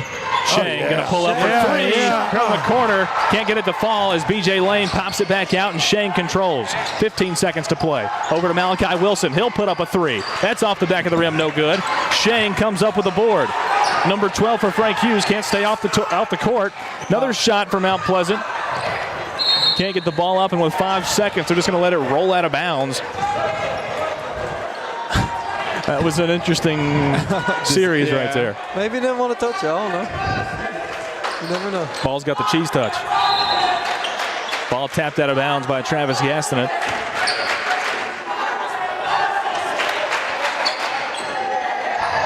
BJ Lane to inbound for the Tigers. 5 seconds to go. Gives it back out to Lake Sheng, who will hold it out for the final 2-1 final. Great day of basketball. The Mount Pleasant Tigers get a win on their home turf, 58-31 over the visitors, the Frank Hughes Lions, by the final of 58-31, a 27-point victory for Mount Pleasant tonight. Yeah, Tigers look good. They did. Frank Hughes, they obviously have some Mr. Dykus and Mr. Ray. They've got some good players in there, but they just weren't on their game tonight. The Tigers were, and thus they win by 27. Yeah, and I want to throw in on the other side of the broadcast in 2026, our first game day will feature Mount Pleasant and Culleoka. For those that follow us, what a game! That'll be a big game. Great way to start off 2026. Yeah, we can bring in the new year with a Mount Pleasant Culleoka Cage Fest. That way we could be hyped up for every bucket in that game because we'll have to be a little non-partial for that one. That's right. Which is always fun. Just got to call it like we see it, baby. Just like a Tennessee, just like a basketball referee. Just call it like you see it. We don't know what the final score was in the Culleoka game or if it's still going on, but congratulations to Columbia Central on their victory over Lawrence County, 50-35 over the Wildcats from Lawrenceburg. Columbia gets the win. Right now, I don't know how in the boys anyway, Murray County's 2-0 tonight. Yep. Columbia's girls lost. Okay. Yeah. Well, but Mount Pleasant girls won. It was a fantastic so we're game 3-0. Mount Pleasant girls. Yeah. 3-0. Columbia girls 3-1. We'll include the Columbia girls in there. We got to call it, what it is. They lost. Mount Pleasant girls won. Mount Pleasant boys won. Columbia girls lost. I know, that's what I'm saying. Mount Pleasant boys. So we're 3-1. Columbia boys 3-1 right now. 3-1. Okay. And we'll see what Culleoka did. We don't have the call on that tonight, but I'm sure we'll hear from Peyton Peony Calvert later on tonight. But from here, the final score 58-31. Mount Pleasant gets the win over Frank Hughes. And in the girls' game, 37-36, Mount Pleasant also gets the win, the Lady Tigers. Lady Tigers and Tigers both winning here from W.C. Johnson Gymnasium. Once again, the final score from this one, 58-31. For Drake Colley, Jack Anderson, Landon Seacrest, I'm Lewis Maddox saying